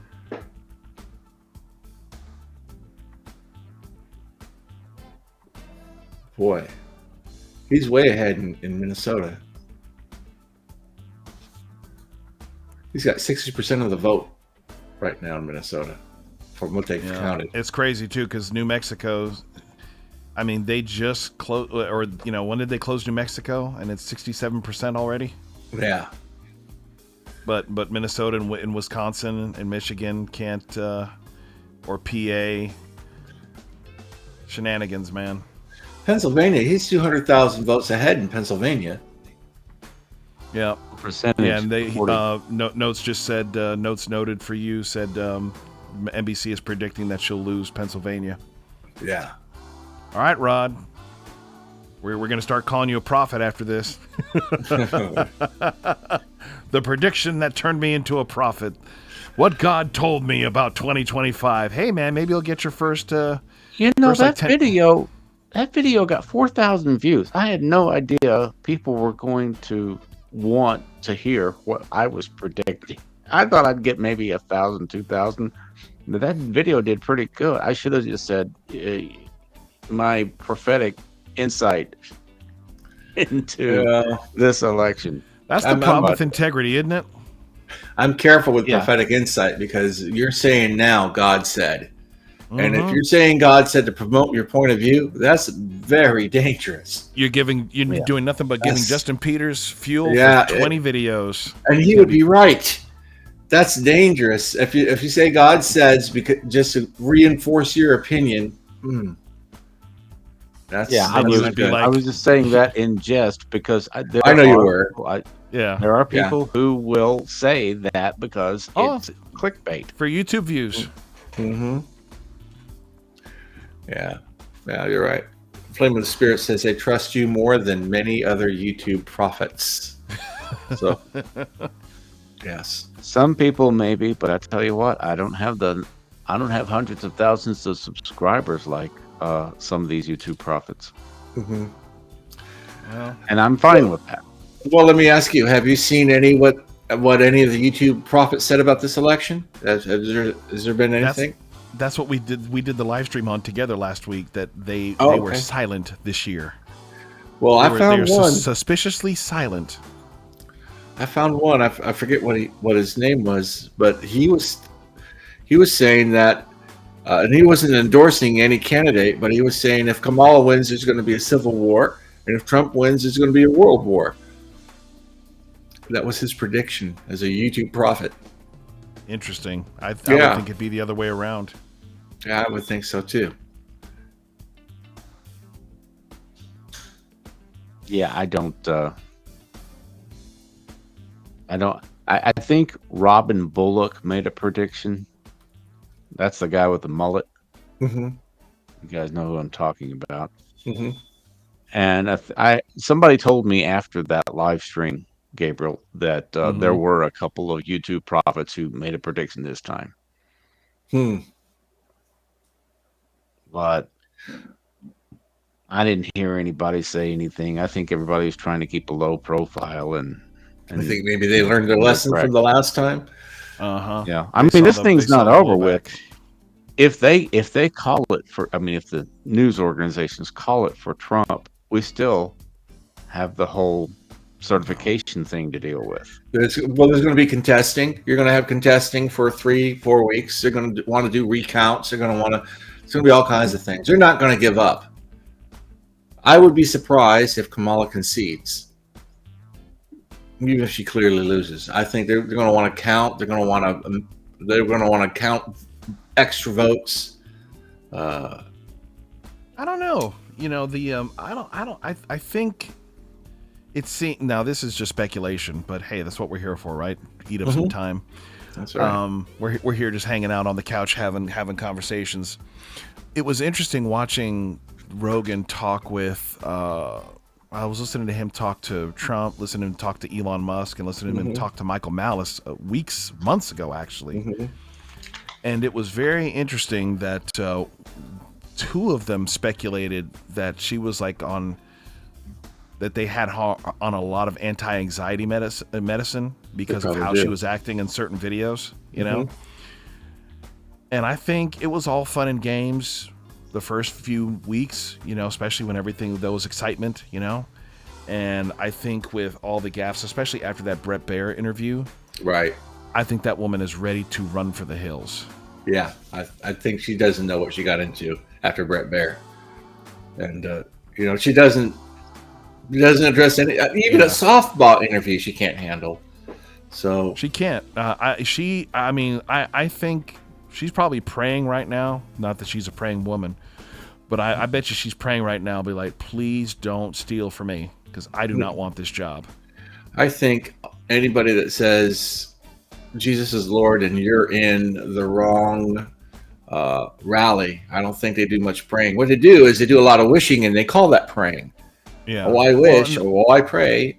And she said it so fast, you know, that was an honest response. That was an honest response. That's right. So that's what gives me pause. I think the party would might try to, you know, they might do some, you know, well, we need to look at this, but I don't think you're going to get much fight out of her. I think she's ready to go off into the sunset, and, you know, it's still in the red form. It's still predicting 299. New York Times. 50. No, I'm sorry. It's an 89% likely chance of Trump victory. 89. They're predicting they're predicting 239 for Harris, 299 for Trump. And he just went up to 230, which means we just got something. What did we just get? Yeah, what did we just get? South Dakota, Idaho? Montana, Idaho, I think it was, Idaho, Utah, Wyoming, Utah. Yeah. What was it before 2:30? 214. North Carolina. We got North Carolina. Oh, he got 16. There we go. That's North Carolina. Carolina. Yeah, 16 votes. North Carolina. Yeah. They called North Carolina for him. Finally. So which means Georgia should be. Yeah, Georgia. He's still up 100 and almost. He's over 130. 90% reporting in Georgia. They're going to call it. They're going to call it soon.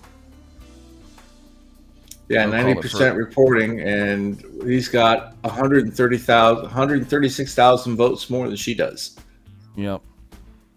I'm waiting. It's calculating the chance of winning. Now he's at a 90% chance of video, and they're predicting he'll get 301. It was at this point 8 years ago that Cenk Uygur was saying, "Brace for impact, brace for impact." He started his meltdown when he saw that Trump had a 90% chance of winning. Oh man, that makes me want to go to Twitter. That makes me want to go to Twitter real quick and look at his thing. That guy is really. He's something else. He needs Jesus. There's John Moore. He does. I don't see you, John. John's been with me since I had less than 1,000 subscribers. That's awesome. Murillo Voigt, are you a friend of Gabriel, or are you a follower of me? Or I don't remember seeing that name. I can't see. Let me see if I can see where he's watching from. It doesn't say. I can't tell, but let me respond. Yeah, that'll tell me, because it'll tell me who he's watching from your channel. Okay. Oh, welcome. Glad you're here. I tell you, it being this strong, Marcus, I'm thinking I don't think we will see the shenanigans that we did last time. We'll see. You know? I mean, they have a lot of poll workers in all these states that didn't have them before. I mean, they should have known. I'm saying, like, stopping the counting at 3. I mean, the thing is, though, like, remember, that was COVID. Everything was mail-in, very little in-person voting. And, you know, this stuff is coming in, so. They have attorneys in all these states ready to go on stuff. So that's a little bit of. I mean, you have to read through the right-wing news sites, and with whether it's left or right, you have to take either side with a grain of salt. But Gateway Pundit, One American News, NTD News, Breitbart, Zero Hedge, The Federalist, Louder with Crowder. Well, he said Louder with Crowder and got booted, which is no funny. mug for you. Nope, no mug club for Marcus. Mugless Marcus. Oh, there he is. Booted me? No, you booted yourself. Just by saying that? You said that and you just disappeared. I'm sitting here. I wasn't even touching my computer. I'm sitting here. All of a sudden I'm on YouTube. Gosh. If that booted me, then people are. You said he uttered the name Steven Crowder, and YouTube said nope. Well, but that's the thing, here. Marcus. I think I have a little hope in you know what Crowder and you know O'Keefe are doing with their poll watchers, and all the Republicans are on high alert. All the conservatives are on high alert. You know, they are out there watching this stuff like hawks, because they want the American people need to know, like, that we can actually have a somewhat honest election, right, and trusted. You know, it's got to be too big to steal, is what it. And then you need reform after that. Too big to steal. Once you have it, then there needs to be some election reform. So. 100%, man. Paper ballots, national day of voting. Oh wow! Look at that comment, Rod from Diamond. That's beautiful. That is beautiful. I appreciate that, Diamond. I knew I had some followers in Africa. A lot of them are in Ghana and South Africa, but didn't know about Ethiopia. So if we get PA, Georgia, and Arizona, I don't know why. Harris went up to 187, which she was at 179. So that was 8. Where would the 8 be coming from? Oregon. Well, they haven't called it yet, though. They haven't? Golly, California's got 54 electoral votes. Mm-hmm. A lot of people live there. Hey, yeah, it's a big state.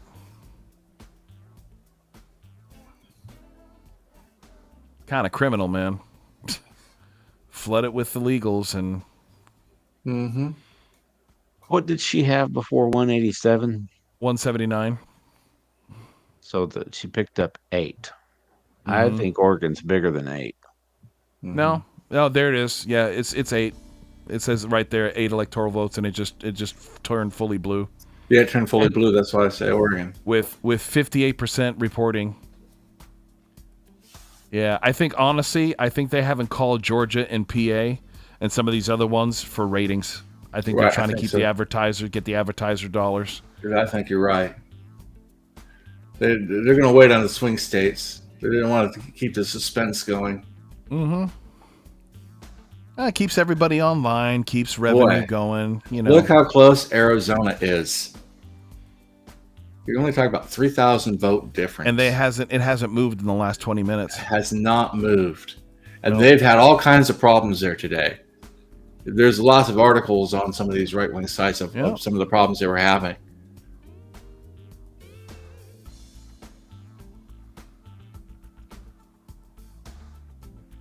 Yeah, it's looking like he's going to take PA. It's looking like he's going to take Georgia, Michigan as well. I mean, he's starting to make a spread there. Yeah, Michigan, Wisconsin, Minnesota is a big upset. Wow, look at the count of Minnesota now. Yeah, 61%. Yeah, he's got her by almost 40,000. 61% lead in Minnesota. What percentage reporting?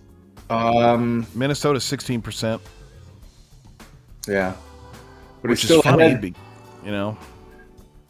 Yeah, he's still ahead by 130,000 votes, though. That's it exactly right there. Flame of the Spirit. Everybody wants that YouTube AdSense. They can't let this thing go too early. Mm-hmm. But I think I don't know. I think you're right, Rod. I don't think this thing must pass midnight. I think by midnight it's done. Or make midnight your time. So. But even then, man, if they're already calling Washington, Oregon, and California, I mean, Oregon's got 58% counted. Washington's 58% counted. They know who's won PA. They won who's called Georgia. Same thing with these other ones. I think it's advertising dollars at this point. I think so too.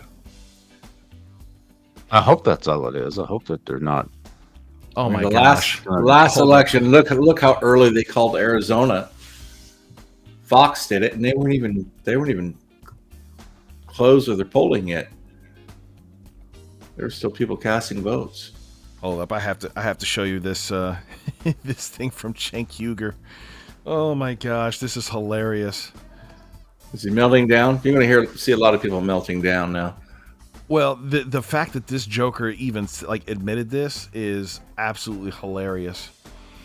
Look what this joker wrote. So either side can still win, but here's what turned out to be BS: a Kamala Harris landslide. Was anybody calling for a Kamala Harris landslide? Yeah, CNN was. I knew I shouldn't have believed all the optimistic Democrats who were buried in their delusional bubble. Here's a lesson Democrats will never learn. People hate the establishment. Like you are the establishment, Joker. Mm-hmm. Yeah. What a Riri. That dude is something else. Is he just saying that the party that's in power is the establishment?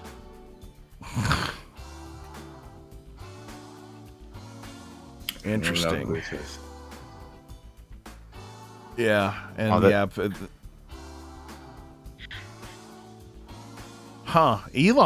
Elon seems to think it's a done deal. He just posted. He said, "Game, set, match." We'll see. He might be posting that just to trigger some people too. So maybe.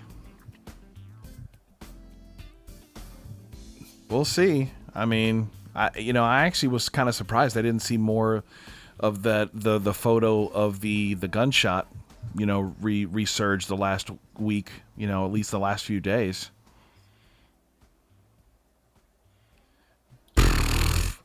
Cannon, you are a hoot, man. In the new Pentecostal Calvinist denomination, you are allowed to freely speak in tongues because it was predestined, prophesied to do so.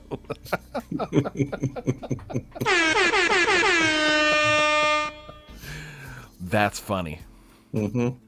That's some good humor right there. Oh boy, he's got Alex Jones on. And I think Pennsylvania is, obviously very close to going for Trump, despite all the fraud and stuff we've seen.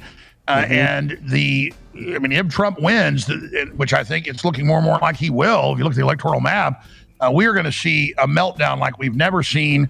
The top Democrat strategists have been talking about civil war conditions, not certifying the vote. Carville's been talking about armed uprisings because Trump's Hitler's going to come kill black men with no evidence. Whoopi Goldberg says he's going to ban interracial marriage. There are a lot of crazy people that believe the BS they've been fed. They also believe the Democrats when they say two men can have a baby.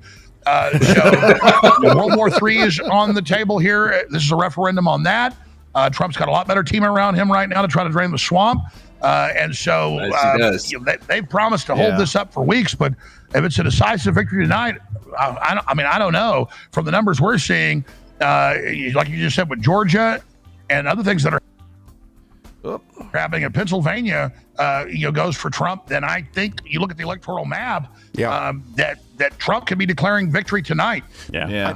That's what it's looking like. So that's why I didn't put him on camera, Flame of the Spirit, because he's the most banned man in the world. Isn't that crazy? Mm-hmm. Yeah, this thing ain't moving an inch because they just trying to run up some ad dollars. I mean, the fact that they haven't put in anything for Nevada yet. Yeah. Well, they've had some shenanigans over there today. I've seen a couple different articles. I didn't have a chance because everything was falling apart at work today because of all the storms and stuff we were having. But they had some weird things going on in Nevada. Okay, Minnesota's light blue now.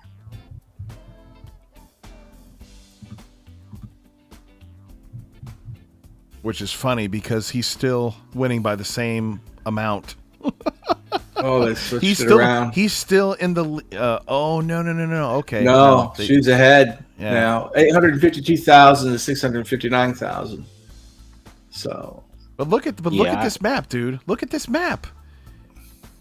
1, 2, 3, 4, 5 counties blue, and everything else is red. Which I guess this is Minneapolis and St. Paul. Those are the big. I'm sure a lot of their population's there, but their other major city, Duluth, is Republican. So, Oh yeah, we'll see. Minneapolis is starting to come in. That's what's going on. We're getting a lot of blue from Minneapolis and Dakota County too. So the blue votes are starting to come in. That'd be interesting. Is the 497,000 votes from Minneapolis.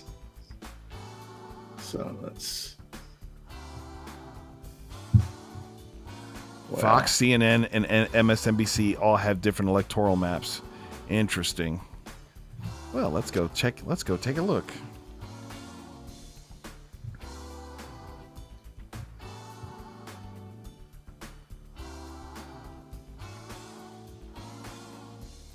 Interesting. Yeah, this is really different.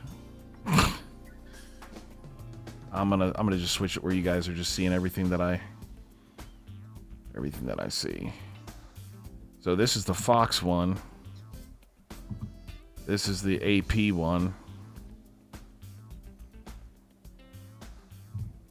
which they're not calling. So they have, because they haven't called California yet, even though they had some issues in Maricopa County today. That's a big surprise. Yeah, and so Trump is still ahead by 3,000 votes, though. Yeah, they're saying 192 now for Harris, which means she got something else. She got Minnesota. Or maybe they haven't called it, right? Nope. What percentage have they counted in Minnesota? It's 47. 47%. But this totally flipped. Yeah, but they're not going to call it under 50%. I wouldn't think if it was in any question. I don't know, man. This is not going the way I expected it to. With Wisconsin and Michigan leaning toward Trump. So, yeah, and CNN has it 211 to 153. So they're just not calling this stuff as early. Right. Well, CNN, go figure. I don't trust them as far as I could throw them. Oh, they haven't called North Carolina yet? Nope. Or Georgia, or Pennsylvania, just like everybody else. But somebody had called North Carolina. Oh yeah, AP. AP did. Yeah, I'm on AP's election map, and North Carolina right now it looks like 2,574,000 votes for Donald Trump. 2,400,042 votes for Harris. Jill Stein got 21,000 votes, and Chase Oliver got 19,000 votes. And those votes came directly from Harris's camp. Harris just went up a little bit. This isn't the Fox. This is trying to find. This is like the same AP. Yeah, this is the same thing. There we go. New Mexico called. Oh, that's probably what she got. Yeah, that's what. Yeah, it just they gave her the numbers before the color changed. Yeah. And I'm not seeing. I don't know where in the world you guys are seeing this Fox map, because I'm not. I can't find one. I don't have a Fox map. I'm on an AP news site. Yeah, and this they is have AP and this is CNN, and I'm trying to find Fox just to kind of split the difference. But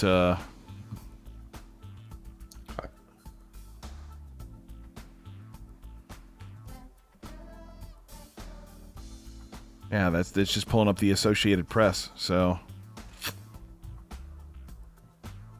which states have split college voting? That's a Rod question. Nebraska and Maine. Well, Nebraska's already been. That's 100% for. That's Trump all the way, and Maine is leaning. What they mean it's is going to go to that there's- Kamala. What they mean is that there's a separate district in Nebraska. Apparently that district and the rest of the state both went for Trump. But in the past, they've been split. I think that's what he meant. Gotcha. And the same thing in Maine. Yeah, looks like Fox and the AP are identical, and CNN is the only one that's different, with Trump only having 211 and Kamala only having 153.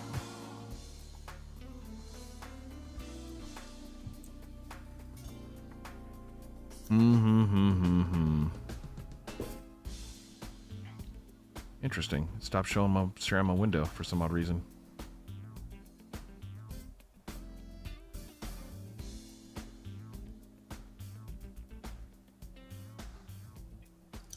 You guys keep track of the senators and how many Senate races have been won? Actually, I think the AP, I had that up accidentally. Here we go. Here's Senate.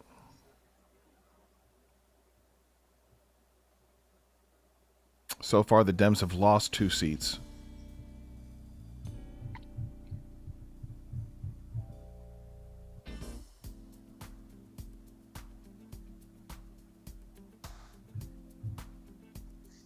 Yeah, it would be curious to see the full results from states that don't require voter ID, because there's 12 of them.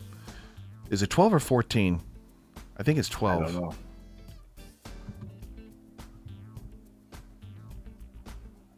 Hate that this 12 thing or 14 changed. for what? for states that don't require voter ID.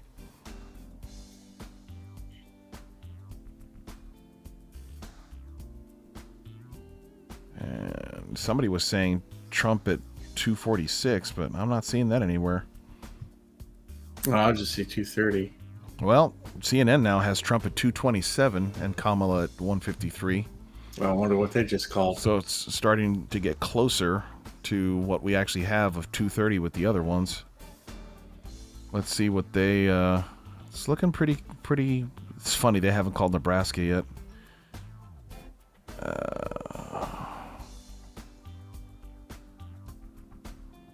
I tell you, can we just Florida the United States, where they paper ballot and hand count that junk and had it done so they could go? You know why they have to do that? Because everybody in Florida goes to bed by 8 o'clock. You know, it's all senior citizens. So it's like, right. Like, we did our job. We're going to bed. See you in the morning.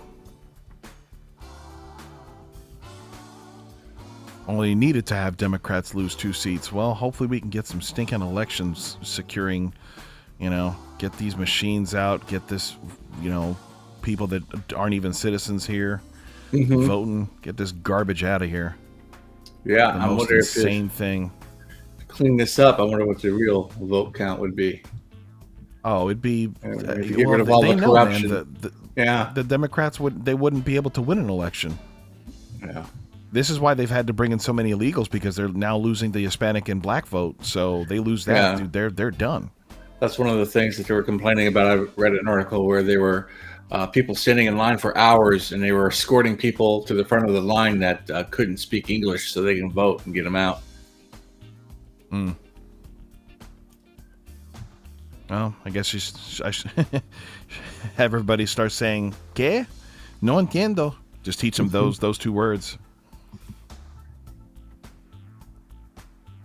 Voter ID is federal law, so I thought, well, apparently not. Apparently that's a states' rights issue. It's a state rights issue. Yeah.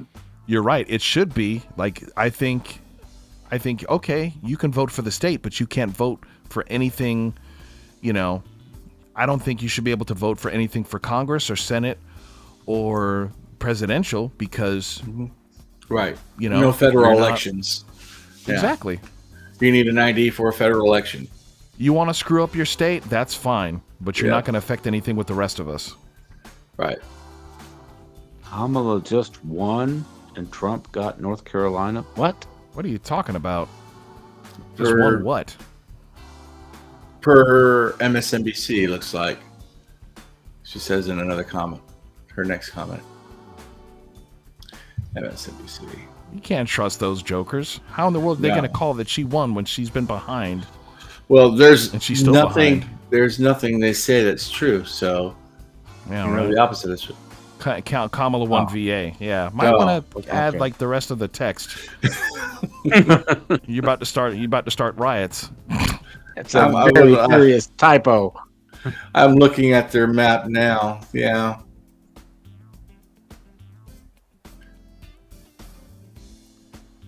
Yeah, she's got to do some serious catching up in Michigan and Wisconsin. Yeah, she does. Yeah, it's like they're refusing to push anything, to call anything else for Trump. They're letting her. I'm telling you, man, this is stinking. This is the modern football. It's the WWF.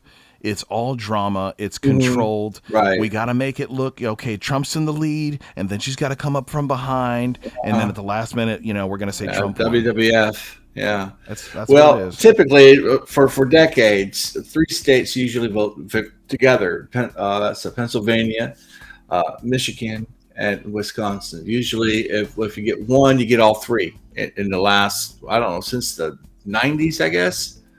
So he's ahead in Pennsylvania. We'll see, because these other 2 states, he's doing pretty good. Even MSNBC is posting numbers where he's ahead by 51.3%. Gosh, 47%. DC, they shouldn't even let DC vote. Look at that nonsense, man. Bunch of stinking government. Kamala wants another state. Oh, yeah. And add a couple more. What, Senate. Puerto Rico? Yeah. She wants to make they wanted to make Washington D.C. a separate I thought it was. Washington, D.C. I'm and Puerto looking at it right now. It says 3 electoral votes in D.C. Yeah, but they wanted to make it separate like a state so they can add 2 more senators. Oh, gotcha. Oh, there's That's no back when they're conflict talking of interest about packing the court. When they're talking about packing the court, which is what FDR tried to do too. So,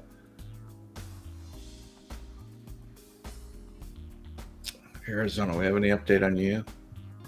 No, there's still no update on Arizona. We're not releasing any numbers, and they had major problems in Maricopa County today.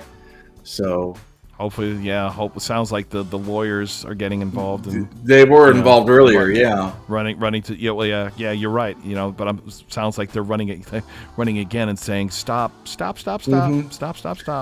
There was somebody walking around with their Democrats that said they had these badges made up, saying that they were voter protector people or whatever. And the lawyers got the court order and went into these precincts and got them all to remove their badges. There's other things they were doing too. Yeah, there was one of the guys that was over the Georgia count with the whole pipe bursting thing. Did you see that? Did you see that interview? Not.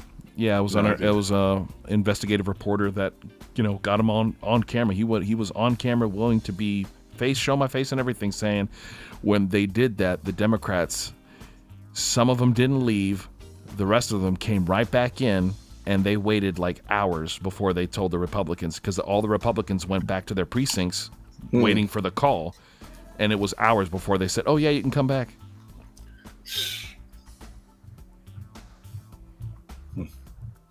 But hey, that was 4 years ago. So what are they going to do? I'm like, put them in jail. So that'll tell people don't do that. There's still laws that are broken, and I don't think that there's been any statute of limitations that implies as of yet.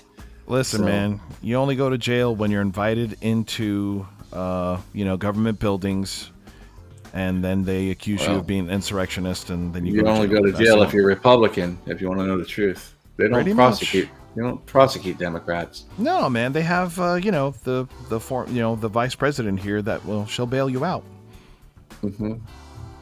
Georgia's showing 95%.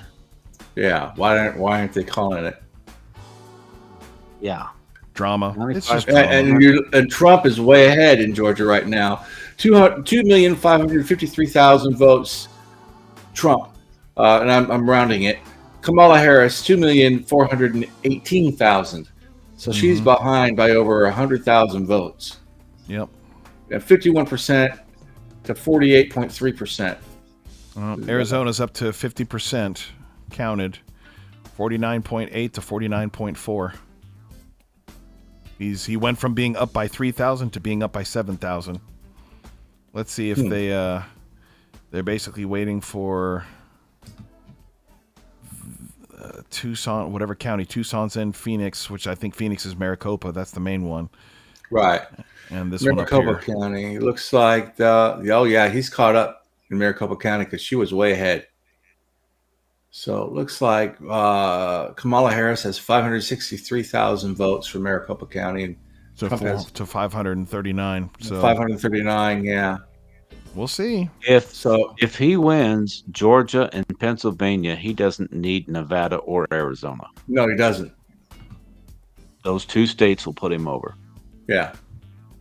Because that's 19 and 16. And that's not even counting Washington and Michigan. Yeah, and he's got it, dude. He's got those. He's Pennsylvania. He's up 200,000 with 81% reporting. He's over 100,000 in Michigan and over 100,000 in Wisconsin. Yeah, boys, this ain't nothing but drama, man. I'm gonna sleep good tonight. Yeah, he's up over 100,000. Well, close to 100,000. Let's see what the Trumpometer is predicting over here. I left that open. It's they're still saying 301. They're still saying 301. And his chance of winning is still at it's now at 91%. So it was at 90. No, it was at 87. Then it went up to 89. Then it went to 90. Then it went back down to 89, and now it's at 91%. And that is the New York. That is the New York Times. Wisconsin no races, fan of Trump. They have Republican congressmen that were elected in some of these Wisconsin races that are replacing. Three. District 5, District 6, and District 7.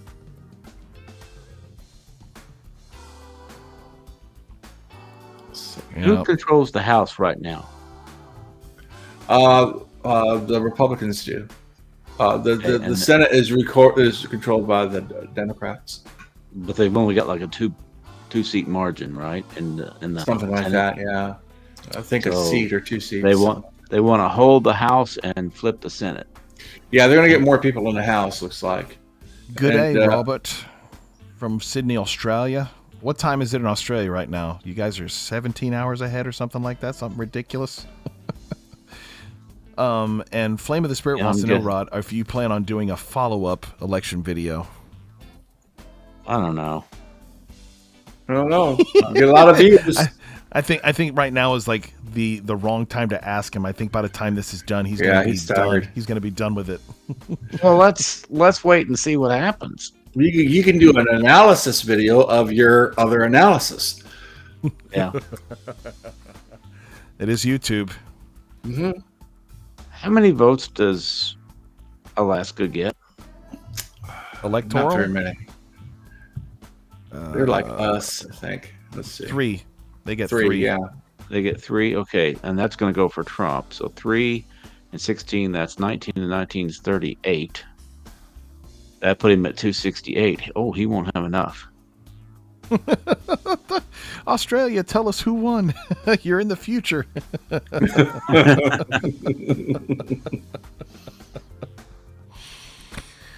Oh my gosh.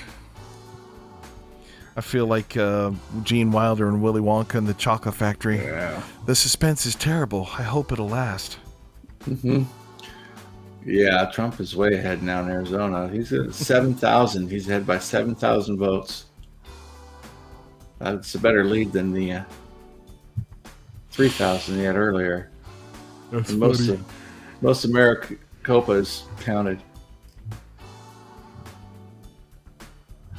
Looks like This is really at this point. Is Nevada gray or is that light blue?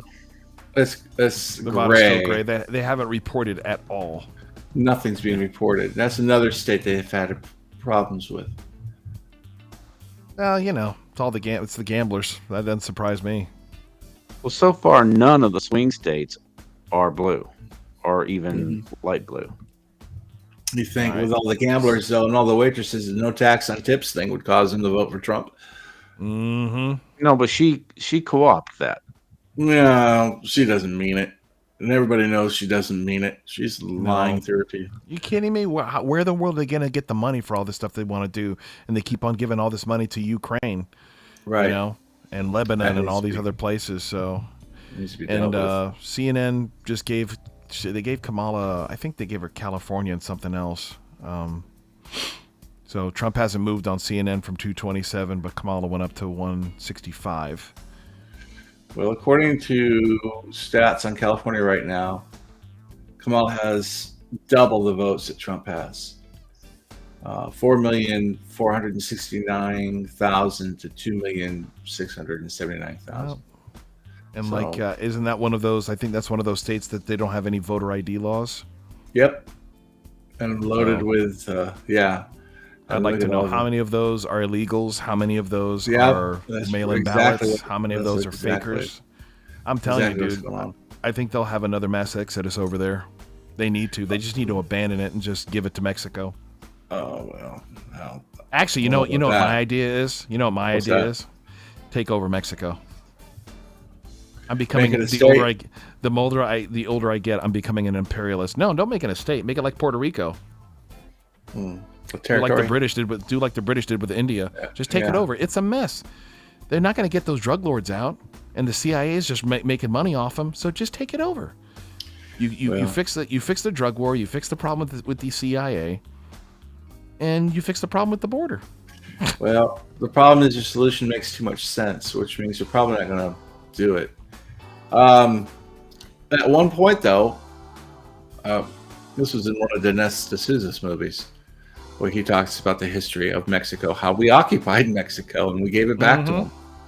And then, and look how that's working out for us. Yeah. But when Texas became a state, all those all the Hispanic people that lived in Texas at the time got to stay where they were. So it wasn't taking the state from anybody. I mean, everybody that lived there got to stay where they were. But 230, 205, well, she's gaining. No, it's been 205 for a while. I'm pretty sure it was New Mexico that put her over from 197 to or something. Yeah, I see. She's been 205 for a good long while. Trump is catching her in Minnesota, but she's still pulling ahead. What percentage has reported in Pennsylvania? 82%. You know, Robert Kennedy got 12,000 votes in Minnesota. He's telling people, don't vote for me, vote for Trump. Yeah, that's what he's telling them. That's what was he able to remove himself from the key states? No, that he they wanted? wouldn't let him because they realized that he'd be pulling votes from Trump.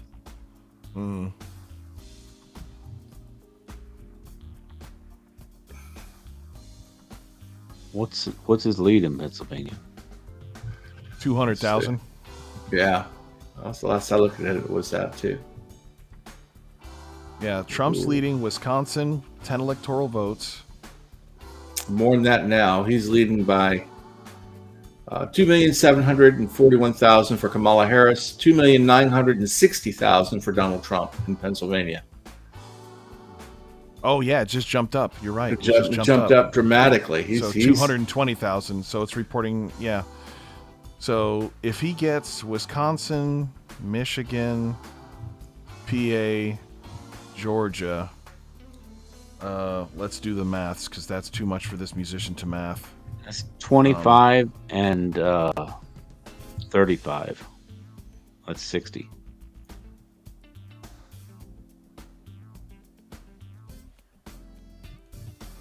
Puts him at 290.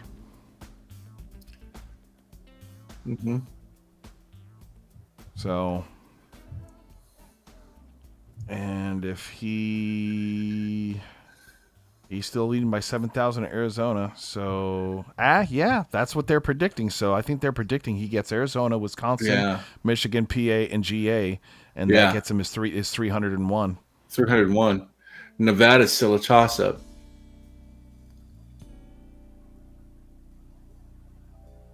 What's going on in Nevada? So their 301 includes 5 states: Arizona, Georgia, Pennsylvania, Michigan, and Wisconsin.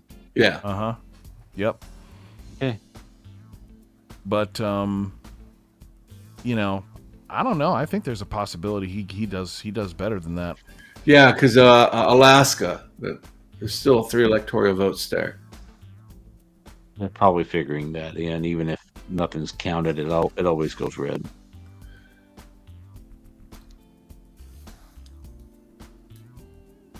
What's the total amount of electoral votes? 269 and 269. What does that come to?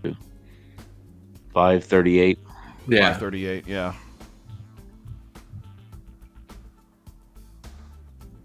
So, assuming, I don't know, let's just say she gets Minnesota. I don't know, man. I don't know about Nevada. I think that's really up in the air. Yeah. They're not reporting any information on it. No. Well, the AP's not anyway. And no one else knows anything either. Yeah, I think, man, I don't know. Everything's zero. They're not reporting anything. Are they even counting? Or they're waiting until tomorrow to count? Well, they're in a hot streak, man. They got a hot streak. You got to wait till the streak's over to start counting.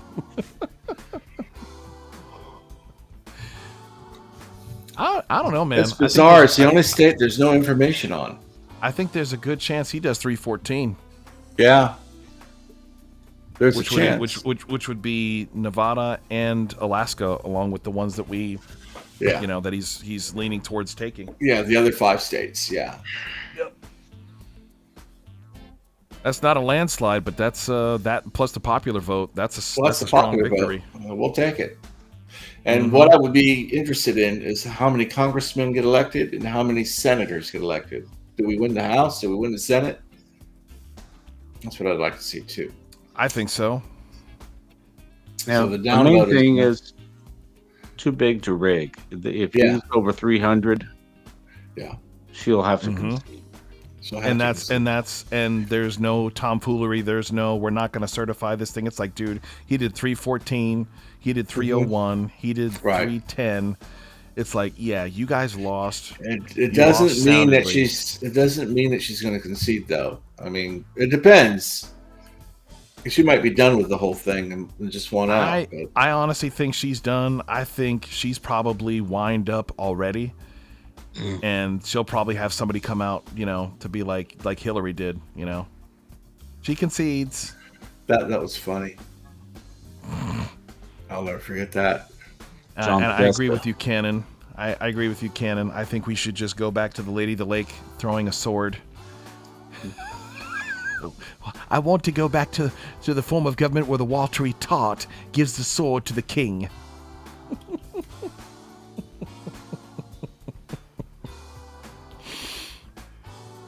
Oh, man. Peasant. Help, help, I'm being repressed. Yeah. Kamala's starting to pull ahead in Minnesota now. Yeah, I didn't see any way he would win Minnesota. Yeah. A Democrat stronghold. 852,000 votes to 659,000. Yeah, she's up by 124. So I'm wondering if they'll call it at 55% reporting. Yeah. Maybe. They'll probably call it pretty soon. And that'll bring her up some. Well, it's 11 o'clock now. I figured they would have called something. They haven't called anything in the past hour for Trump. No, have they just gave Hawaii to they just gave Hawaii to Kamala, and they counted a frickin' vote. That's Fox. They did the same thing in Arizona in the last election. You just gotta love these. You gotta love these. What the heck kind of system is that? That's why I don't trust them as far as I can throw them. They don't. Well, that was the AP. The AP is the same thing.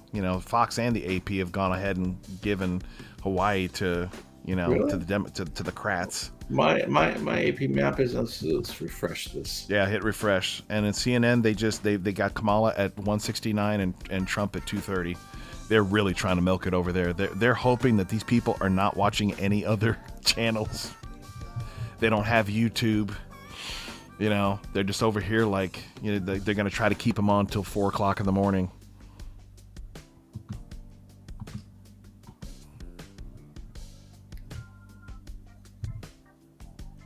Yep, they gave it to her. They sure did give it to her, didn't they? Huh.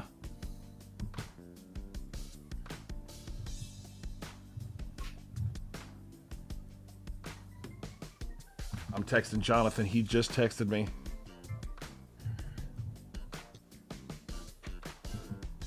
Oof. Shoot, I just realized I got to get up early to take my daughter to school and take my wife to a doctor's appointment. Oh, man. Y'all, I think I might... Okay, so they just gave her... Okay, yeah, that the 209 was the Hawaii, even though they still haven't counted one vote. And CNN just went up to 182, so they just gave her something else. They gave her Hawaii and something else. I don't know what. I can't tell.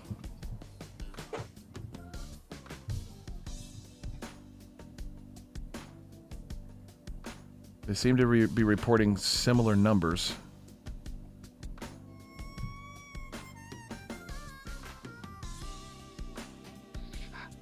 Okay, New York and Vermont and what's what we got over here? Oh, Virginia. They called Virginia. Okay. Not by much. Not by much at all. How many's reporting? Let's see. 87%. Well, he wasn't expected to win Virginia. Yeah, just shy of 200,000 votes, 180,000. It's only a model.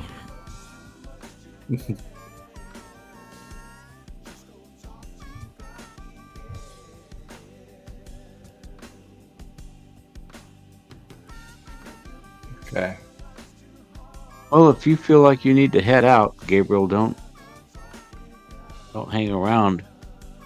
I'll on give it our a. account. I'll try to give it another, like 25 minutes. I think it by 12:30. I'm gonna call it for myself. Yeah. At what, 12:30? Yeah, for me, because it's I'm an hour ahead of you guys. Oh yeah, okay. Have you been watching the Senate? Looks like in the Senate races, Dave McCormick, Republican, is winning in Pennsylvania, Ohio, Indiana, all Republican. Wisconsin, a Republican senator. Yeah, still saying that just the 2 seats have flipped.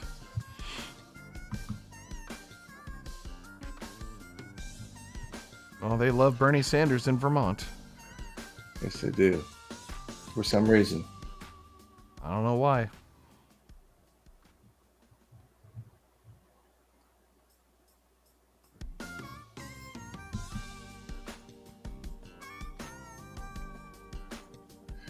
There's a lot of Senate seats that are left to be called.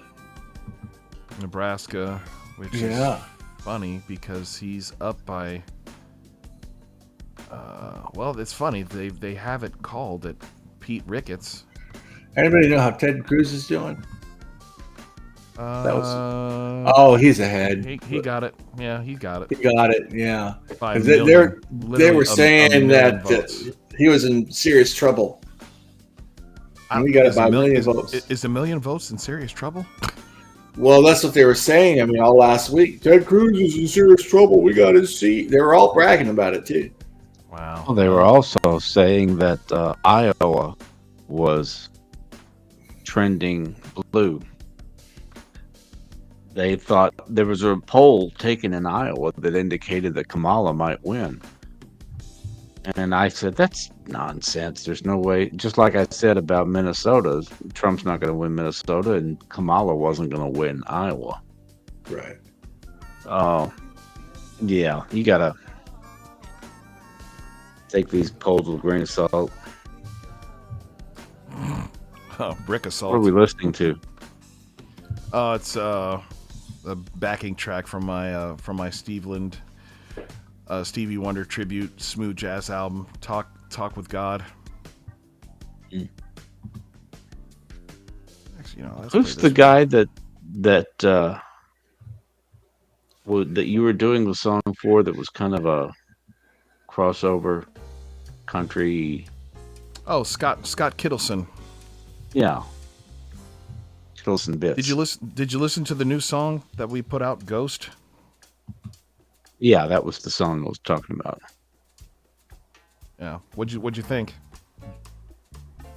It was different. It reminds me of that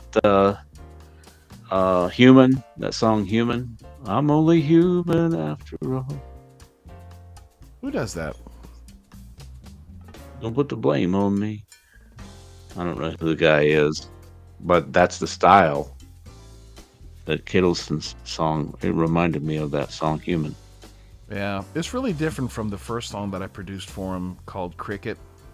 Cricket was more of like a indie folk, straightforward, fretless bass, drums, guitar, acoustic guitar. I did a little string arrangement for it, but mostly the vocals and the acoustic guitar drove it. But Ghost, it's not an indie. I mean, you can produce any song in any kind of genre, but it just didn't sound like it needed to be in that other style. Like how I produced it is how I heard it. So he loved it. Yeah. So I thought it fit the vibe. We're not gonna. Don't drag this out, guys. Come on. Rag and Bone Man. Yeah, okay, thank you. I'm only human after all. And he's up 4 million in the popular vote. Mm-hmm. He's 4 million ahead. Excuse me, 4 million ahead of her in the popular vote. Yep. One new update. What we got? Wow. And Jill Stein got just under 500,000 votes, and Robert Kennedy got just under 500,000 votes. I just called the second congressional district in Nebraska, which is equal to 1 electoral vote for Kamala. Well, I've been watching that for a while. I knew that was coming. Yeah, that's what I was talking about a while ago when I think it was Catastrophic Cannon was asking about split states. Well, they just put her at 210. Was that what pushed her to 210? Well, she got 1 vote from Nebraska, and she got Hawaii. How many votes does Hawaii have? That's 4, but she already had that. She was at 207. Well, they just called Nebraska just that one area. Maine is also another split. Let's see. Right.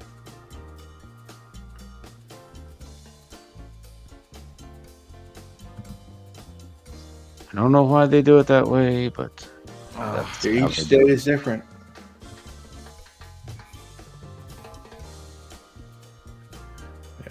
Well, he's way thing ahead. is, he's not that far off in New Hampshire. He's only 30,000, actually 29,000 off. Yeah. Well, how many reporting? 79%. 79%. Mm-hmm. They haven't called it yet. That's where my cousin lives, and he is not. He ain't no liberal, son. Man, if he wins New Hampshire, it's over.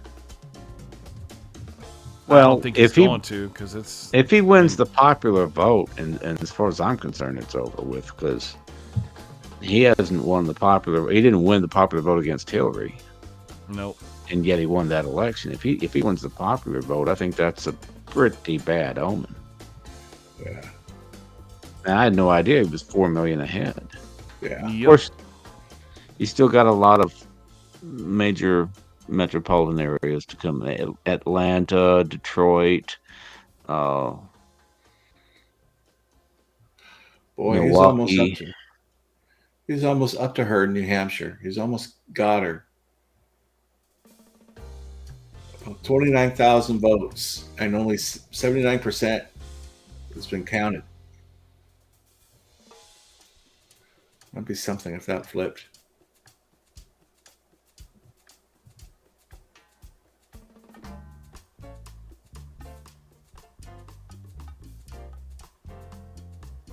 Well, he's pulling ahead in Arizona.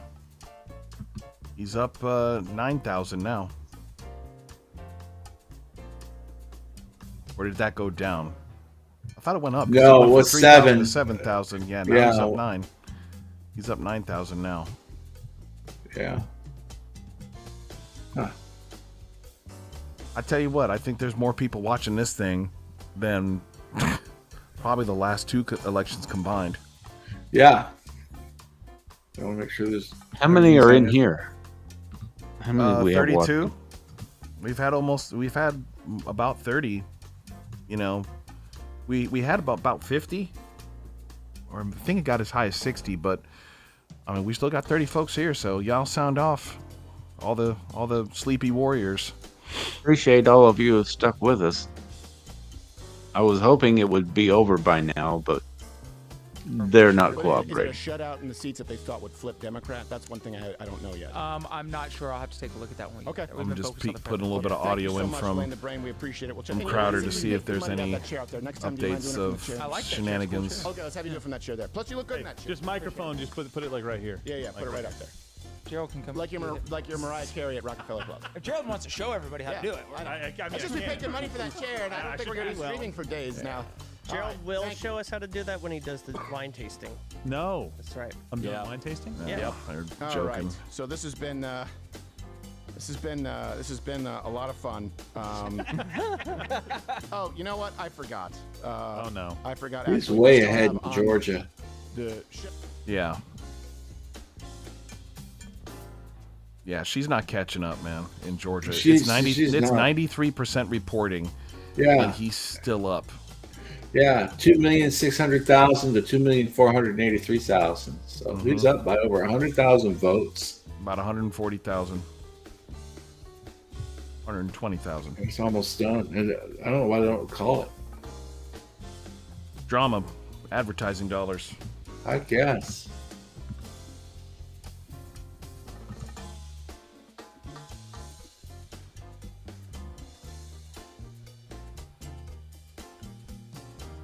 Oh yeah, about 120,000. He's up.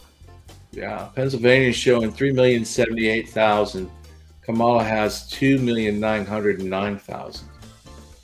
Oh. Closing the gap, but yeah, got a a ways. little bit of a gap, but not much. Kendra said she drifted off to sleep. Oh. Ohio here with Ron Coulter. What's up, Ron? Yeah, and Caps and Cannon are they're in it. They're in it to win it. Yeah. And Ben Ellingson from Australia, because it's 4:00 in the afternoon over there. Looks like Wisconsin and Michigan and Pennsylvania have the same amount of lead going all the way across. Same They margin. tend to vote the same. They do. 52.3%, 51.2%, and 50.9% across those three states. All in favor of Trump. They've been the same since the 1990s or 1980s. Whoever wins one will win all three of them, typically. Yeah, that is the crazy thing, man. If you look at this map for Minnesota, look at this, dude. It's all red. Yeah, what cities are? There's got to be a lot of people living in St. Paul and Minneapolis compared to the rest of the state, because that's literally it. That's the only thing that's blue, other than this one little county over here, this one little county over here, this one little county over here. That's it. It's not by a lot. With 971,000 to 867,000, with only 57% reporting. Yeah, so yeah, 57% reporting, and you're only talking a difference of 100,000. Mm-hmm.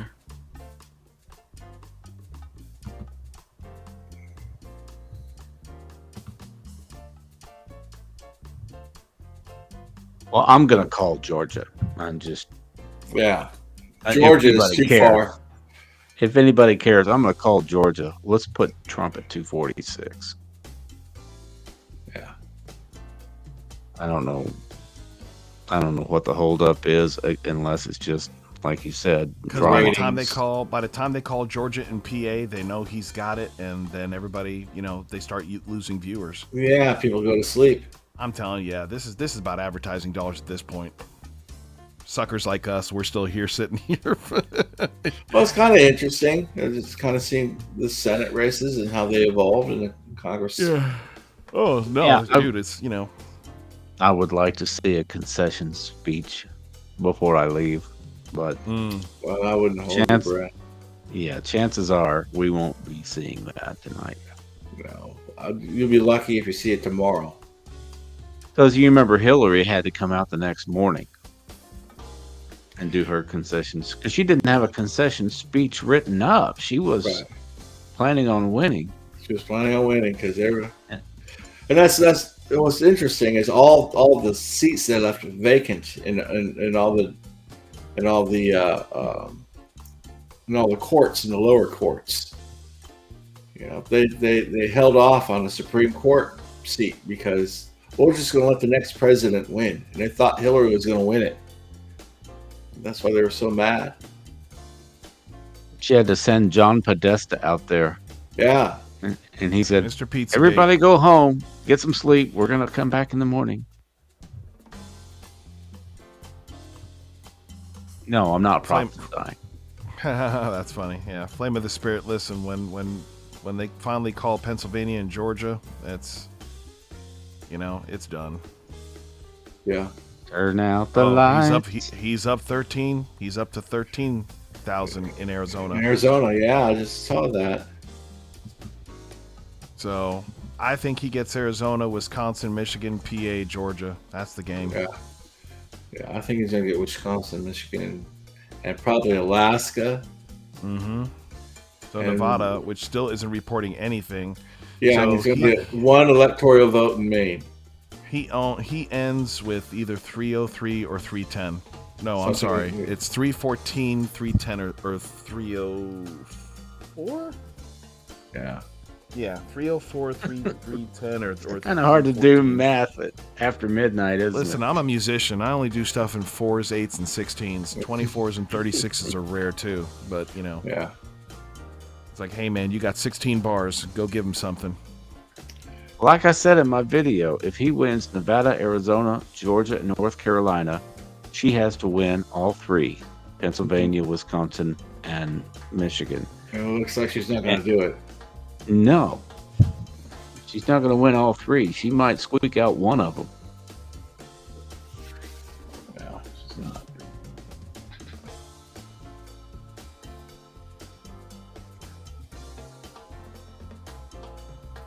I tell you what, man, he's got to be a crazy job. You imagine, like, he's been running for how many years campaigning, and then you got to do the job. Yeah, it's his 3rd straight nomination. So far, his total vote is 62,708,151 votes. Her total vote count right now is 58,473,018. So he's Still got he's about ahead 4 by solid 4 million. over 4 million. Yeah. I'm telling you, just the popular vote alone tells me he's won it. Yeah. Because he didn't win. Of course, 2020, you can kind of throw that one out. Yeah. But 2016, he lost by a couple of million to Hillary Mhm. on the popular vote. Granted, not everything is counted, but still, they're still counting votes in California, some other areas, but still, he's ahead by over 4 million. Yeah, he's going to wind up winning this.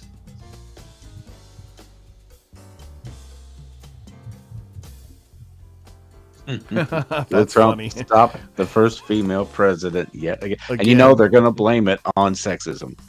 Oh yeah, oh yeah, racism, Toxic sexism, masculinity. right. But like I said earlier, they don't give you anybody to vote for. If you don't want me to vote for Trump, then put another candidate up that's worth voting for. Mm-hmm. Is it still daylight somewhere? Is there a shooting happening?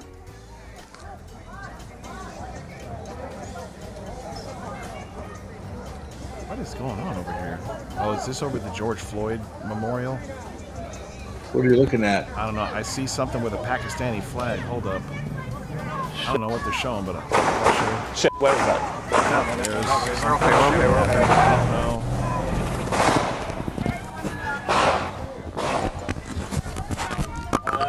We're just gonna go.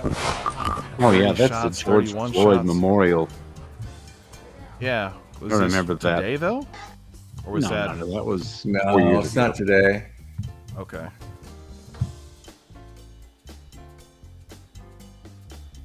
Let's see. I quit watching Crowder when all that drama happened with Daily Wire. Oh yeah, yeah.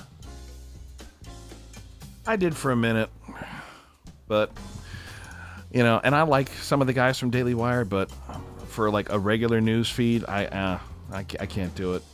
No, those ads every stinking 5 to 7 minutes. I'm like, Yeah. guys, Read this last comment. Harris campaign is saying that VP Harris is headed to Howard University to her rally, so bet the AP and New York Times and Fox are waiting to call Georgia and Penn on her to get ready to concede. Interesting. Interesting.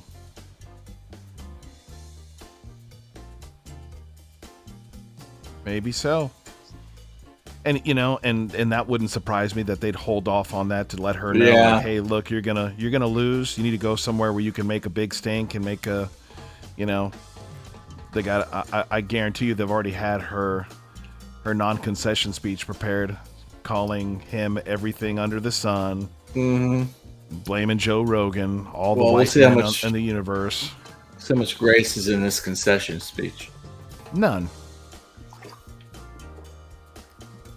She's not a graceful person.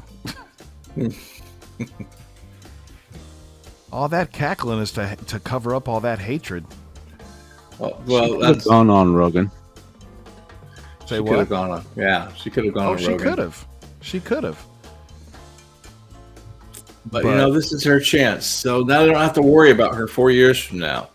Is it like I said? They probably figured out we're not going to win this. There's no president has won this with an economy like this. What did Clinton say? It's the economy's stupid. Who said that? Was that Clinton? That was James Carville who said. Oh, that. James Carville. Yeah, Clinton advisor. That's He the told economy Clinton, stupid. Focus on the economy. It's the economy, stupid. Don't Right. get up on all these other issues. Right. And he was And right. And they probably knew. They probably knew we're not going to win this. We'll let Kamala run instead of letting one of our other candidates run. And 4 years from now, we don't have to worry about her. And I But think who are they gonna run in 4 years? I don't know. Gavin Who do Newsom, they have? the man that destroyed that finished destroying California.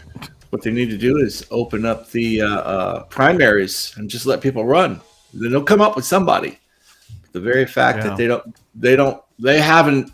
The Democratic Party has not let their people choose the primary candidate in the last 3 election cycles.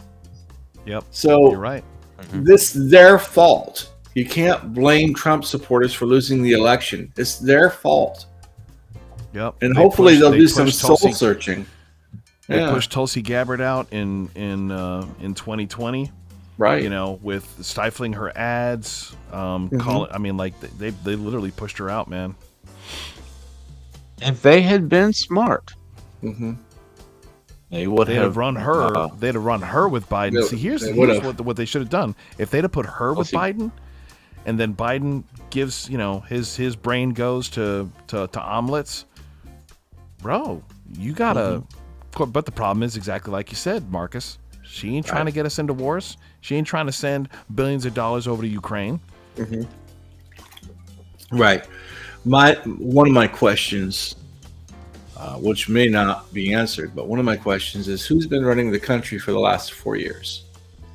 We don't know who's been running The deep country. state, the Is it the bureaucracy. deep state? Is it Bureaucracy. Biden's cabinet? Is it? I mean, You talking Who's about the transgender guy and Kamala Harris? I mean, like, you know, who in his cabinet is worth a darn? well, I don't know. I don't know who's been running the country. See, the reason Clinton won is because he convinced people he was a moderate, and he was from the South. And Right. He's a Southern Democrat. He's not a Northern liberal. He's smooth. And then You gotta give him Obama that. came The guy can along. talk. Obama came along and won, and they decided, okay, we don't need to follow the Clinton model anymore. Yep. Because Obama proved that you don't have to be from the South, you don't have to be a moderate to win. Well, no one knew who Obama was. Yeah. This wasn't a question of your policies or whether you're liberal or conservative or moderate. It was a question of whether or not the country's put race behind them. He was able to capitalize on that. So I don't think, and the news media wasn't telling you who the guy was. Sean Hannity was going off on some stuff you couldn't trust, and some stuff, well, you know. So no one knew who the guy was. They just wanted to prove they weren't racist, I guess. I don't know. They need to find a moderate, but They they're do. not. The Democrat Party is being run by leftists, and they won't tolerate. They'll take a Bernie Sanders over a Tulsi Gabbard. Yeah. Well, if they don't change, they're going to be a shell of a party, and they will not get any president elected for decades. They need to go back to the middle. And I think that after this election, they just might do some soul searching and see that. Maybe, maybe not.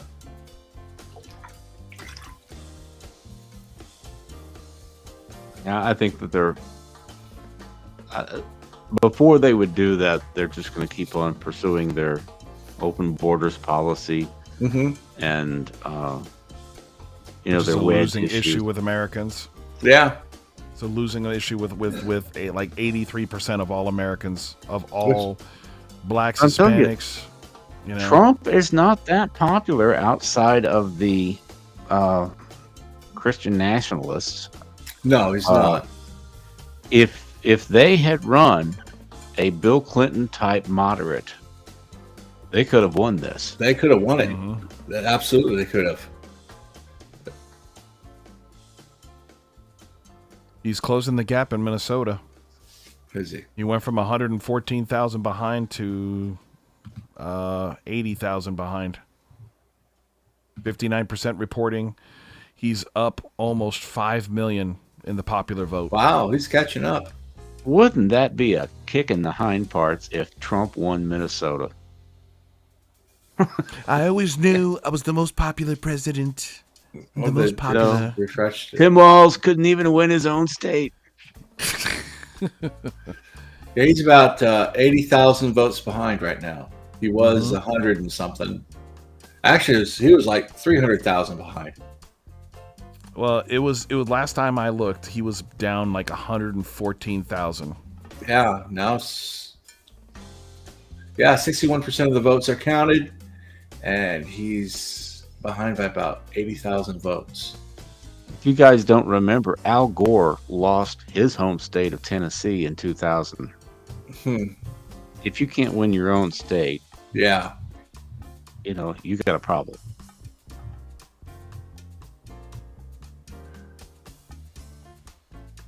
I tell you this, the crazy thing is though, you take out, I think if you have Trump and DeSantis, or if you have DeSantis against Kamala, it's not even, it's a blowout. I would like to go back to boring politicians instead of these personalities, man. Make politics boring again. I tell you, it was Trump. It was Trump that changed all the rules. I mean, who was going to get the nomination for the Republicans in 2016? I wouldn't put it totally on him. I think Obama I wouldn't started either. it. I think Obama started it too. Yeah, as far as personality goes, yes. I'm the cool president, Right. I think he started it, and Trump took it to like the next level. Obama was done, though. Obama was 2 terms and out. And so who was there other than Trump to come along and make this, a vaudeville show or whatever? What was the vaudeville show before Trump? Jeb Bush was the front runner for the nomination, and he's boring as dirt. Yep. And he was going to be running against But he Hillary. couldn't beat Clinton. He couldn't beat Clinton. Yeah, what did he say? He called him low energy Jeb, and then everything was over after that. Yeah, he destroyed Jeb Bush. He destroyed him. I don't think he would have beat her. I don't think even we were just talking about him from the Cuban from Ted Texas. Cruz. Ted Cruz, Marco Rubio. I don't think there's anybody on that platform that would have beat her. He had pretty high negatives. I don't know. I mean, Jeb Bush could have raised a lot of money because he had that name. Right.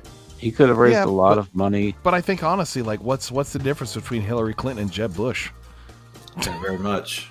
Well, how did Trump beat her? Jesus. How did Trump beat her? Really? Okay, first of all, he doesn't know. He doesn't know. You have an email server problem. 32,000 emails, if you remember that year. Then the FBI let her off that. Then everybody thought she was going to die. She was having health problems. Remember the news article when they were holding her up as they were walking up the stairs? People looked at that and they said it's good that the Secret Service is supporting her, talking about holding her up. There's all kinds of memes like that out there. People were worried about her health. People were worried whether or not that was part of the factor. And then in the October, Hillary. Yeah, James Comey made some kind of an announcement about the email investigation in October. Oh, that's right. She blamed it on Comey, didn't she? She blamed it on Comey because of all that stuff that happened, right? So that was just some of the things that happened. And then there was the Benghazi thing that was played out during the summertime, and the fact that she felt entitled. Well, see, with all of that, I think Jeb Bush or Ted Cruz could have defeated Hillary. Anybody could have defeated Hillary. It was like running against Deputy Dog. Anybody could have defeated her.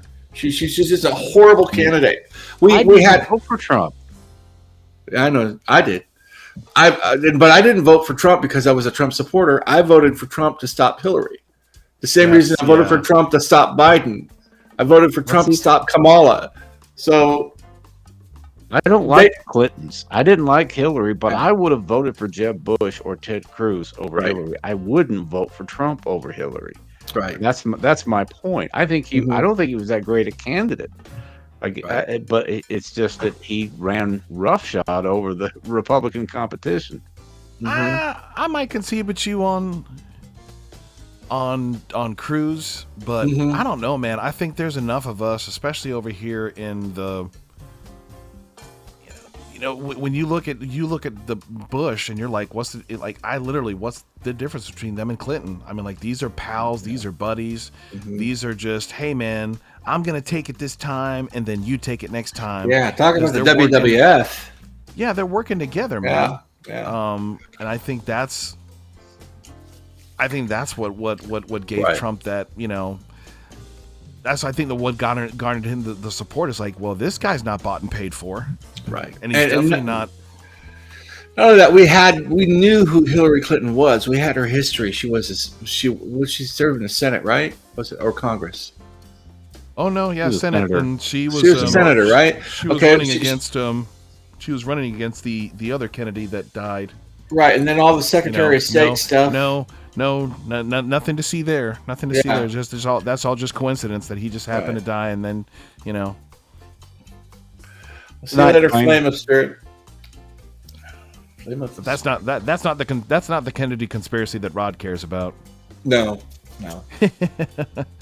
Dude, they are not moving. Yeah, you know what? I don't know if Phil Von Cannon is still in there, and Rod, I don't know if you saw Scott Kittleson is in the house. Yeah, I saw that. He is a American patriot, served our country honorably, and he ain't trying to see us go down the toilet. Kittleson bits. Yep. He's pulling ahead in Pennsylvania now. Yeah, I'm curious if they're just trying to let her get to where she's going to make her speech, and then they can then they can say, "Oh yeah, he won PA. Oh yeah, he won Georgia."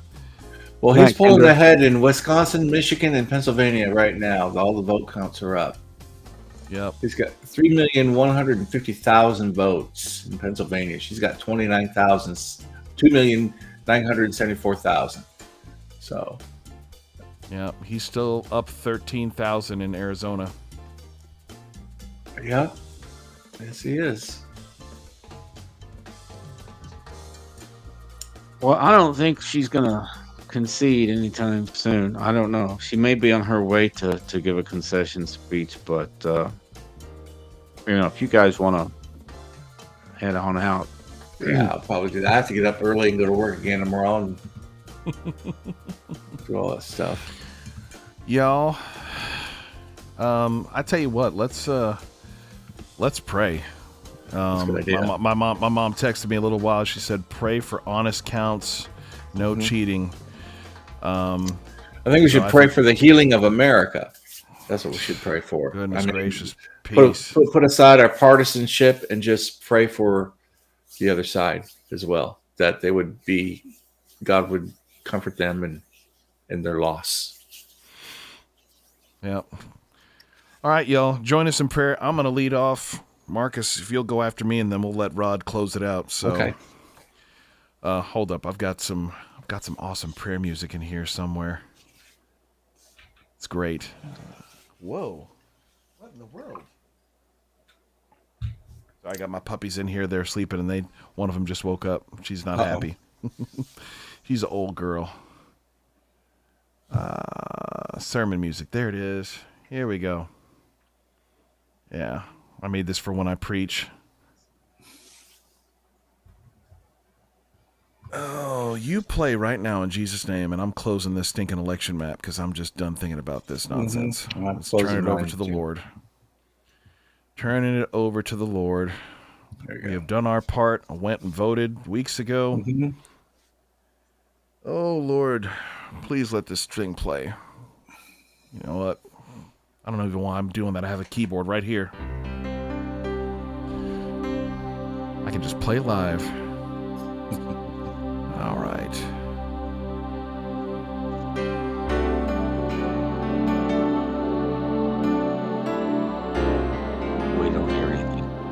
You don't I hear hear it? it. I hear it.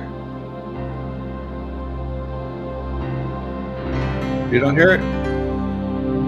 You should. Yeah. Well, they can hear it on the live stream.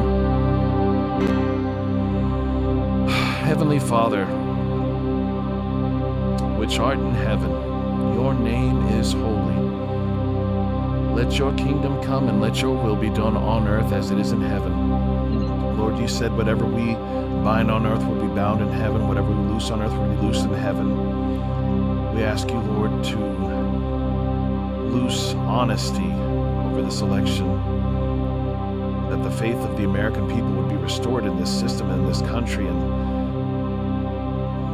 they would stop hating their neighbor, hating their government, hating their elected officials, Lord, because you appoint these people, you allow these people to be put in office. Whether out of our rebellion or sin or nonsense or just our apathy, Lord, you allow these things to happen. My God, so many saints and so many people have mobilized themselves and they've gotten engaged and they don't want to see this incredible place that you have given us to live, this incredible free place where we can worship you and spread the gospel to every corner of the world. And these last few years, Lord, we've been on the risk of losing these freedoms, the freedoms of speech, the freedoms that give us these opportunities to do all these things for your kingdom. So, Lord, we ask you, let your sovereign, merciful, graceful, powerful hand sweep over this nation tonight, as they are counting these ballots, as they are counting these votes. Let freedom ring, Lord. Let justice prevail. And let our country return back to you, Yeshua. King Jesus, let us look to you as our hope and our salvation. We love you, Lord, with all our heart, soul, mind, and strength. We pray for our nation. For Democrats, Republicans, Protestants, Catholics, Orthodox, Reformers, atheists, Lord, we have so much work to do for your kingdom in this place. Give us mercy, Lord. Give us grace. Give us time. Thank you, Lord. Go ahead, brother. Father, your word says, if my people who are called by my name shall humble themselves and seek my face, then I shall hear from heaven and I will heal their land. We pray for a healing for America. We pray for the spirit of anger. We pray against that. We pray for the spirit of division. We pray against that as well. And any tools that the enemy would use to divide us even further, Father, we pray against these tools in Jesus' name. We pray for revival in this nation. Yes. We pray for restoration in this nation, Father. We seek you and we want your grace to be poured out on this nation. We pray, Father, that through the divisions that are created because of this election and because whatever candidate that people support, we pray, Father, that you would comfort them, that the Holy Spirit would comfort them, and that they would not be without hope, that you would give them hope, Father. And we pray, Father, that you would send people, that these people who are hung up in this election, we pray that you would not only minister to them, but send people to them that would witness and bear the name of Jesus to them. Anybody who is outside of the kingdom, Father, who is torn up over this election, we pray that you would use this election somehow to draw them in. So we know that all things work for the good of them that love the Lord, according to your purpose, Father. We pray for an expansion of your kingdom, because truly all authority comes from you. You raise up kings, he told Daniel, and you tear down kings, and you establish the nations, Father. And we just pray right now for a peace and a calm and a smooth transition. In Jesus' name we ask these things. Heavenly Father, we thank you for the opportunity to gather and participate with those of like precious faith. And I just pray for your peace that passes all understanding to rest on each one of us. We just cast all of our cares upon you. Yes, Father. And we're not going to allow fear Yes. or anxiety to overtake us. We look to you and not to man, not to the systems of man. So we thank the Lord that you take all of our burdens, all of our cares, all of our anxiety, and you carry that away so that we can live in peace with your joy and your promises and your word and your Holy Spirit to guide us. Yes.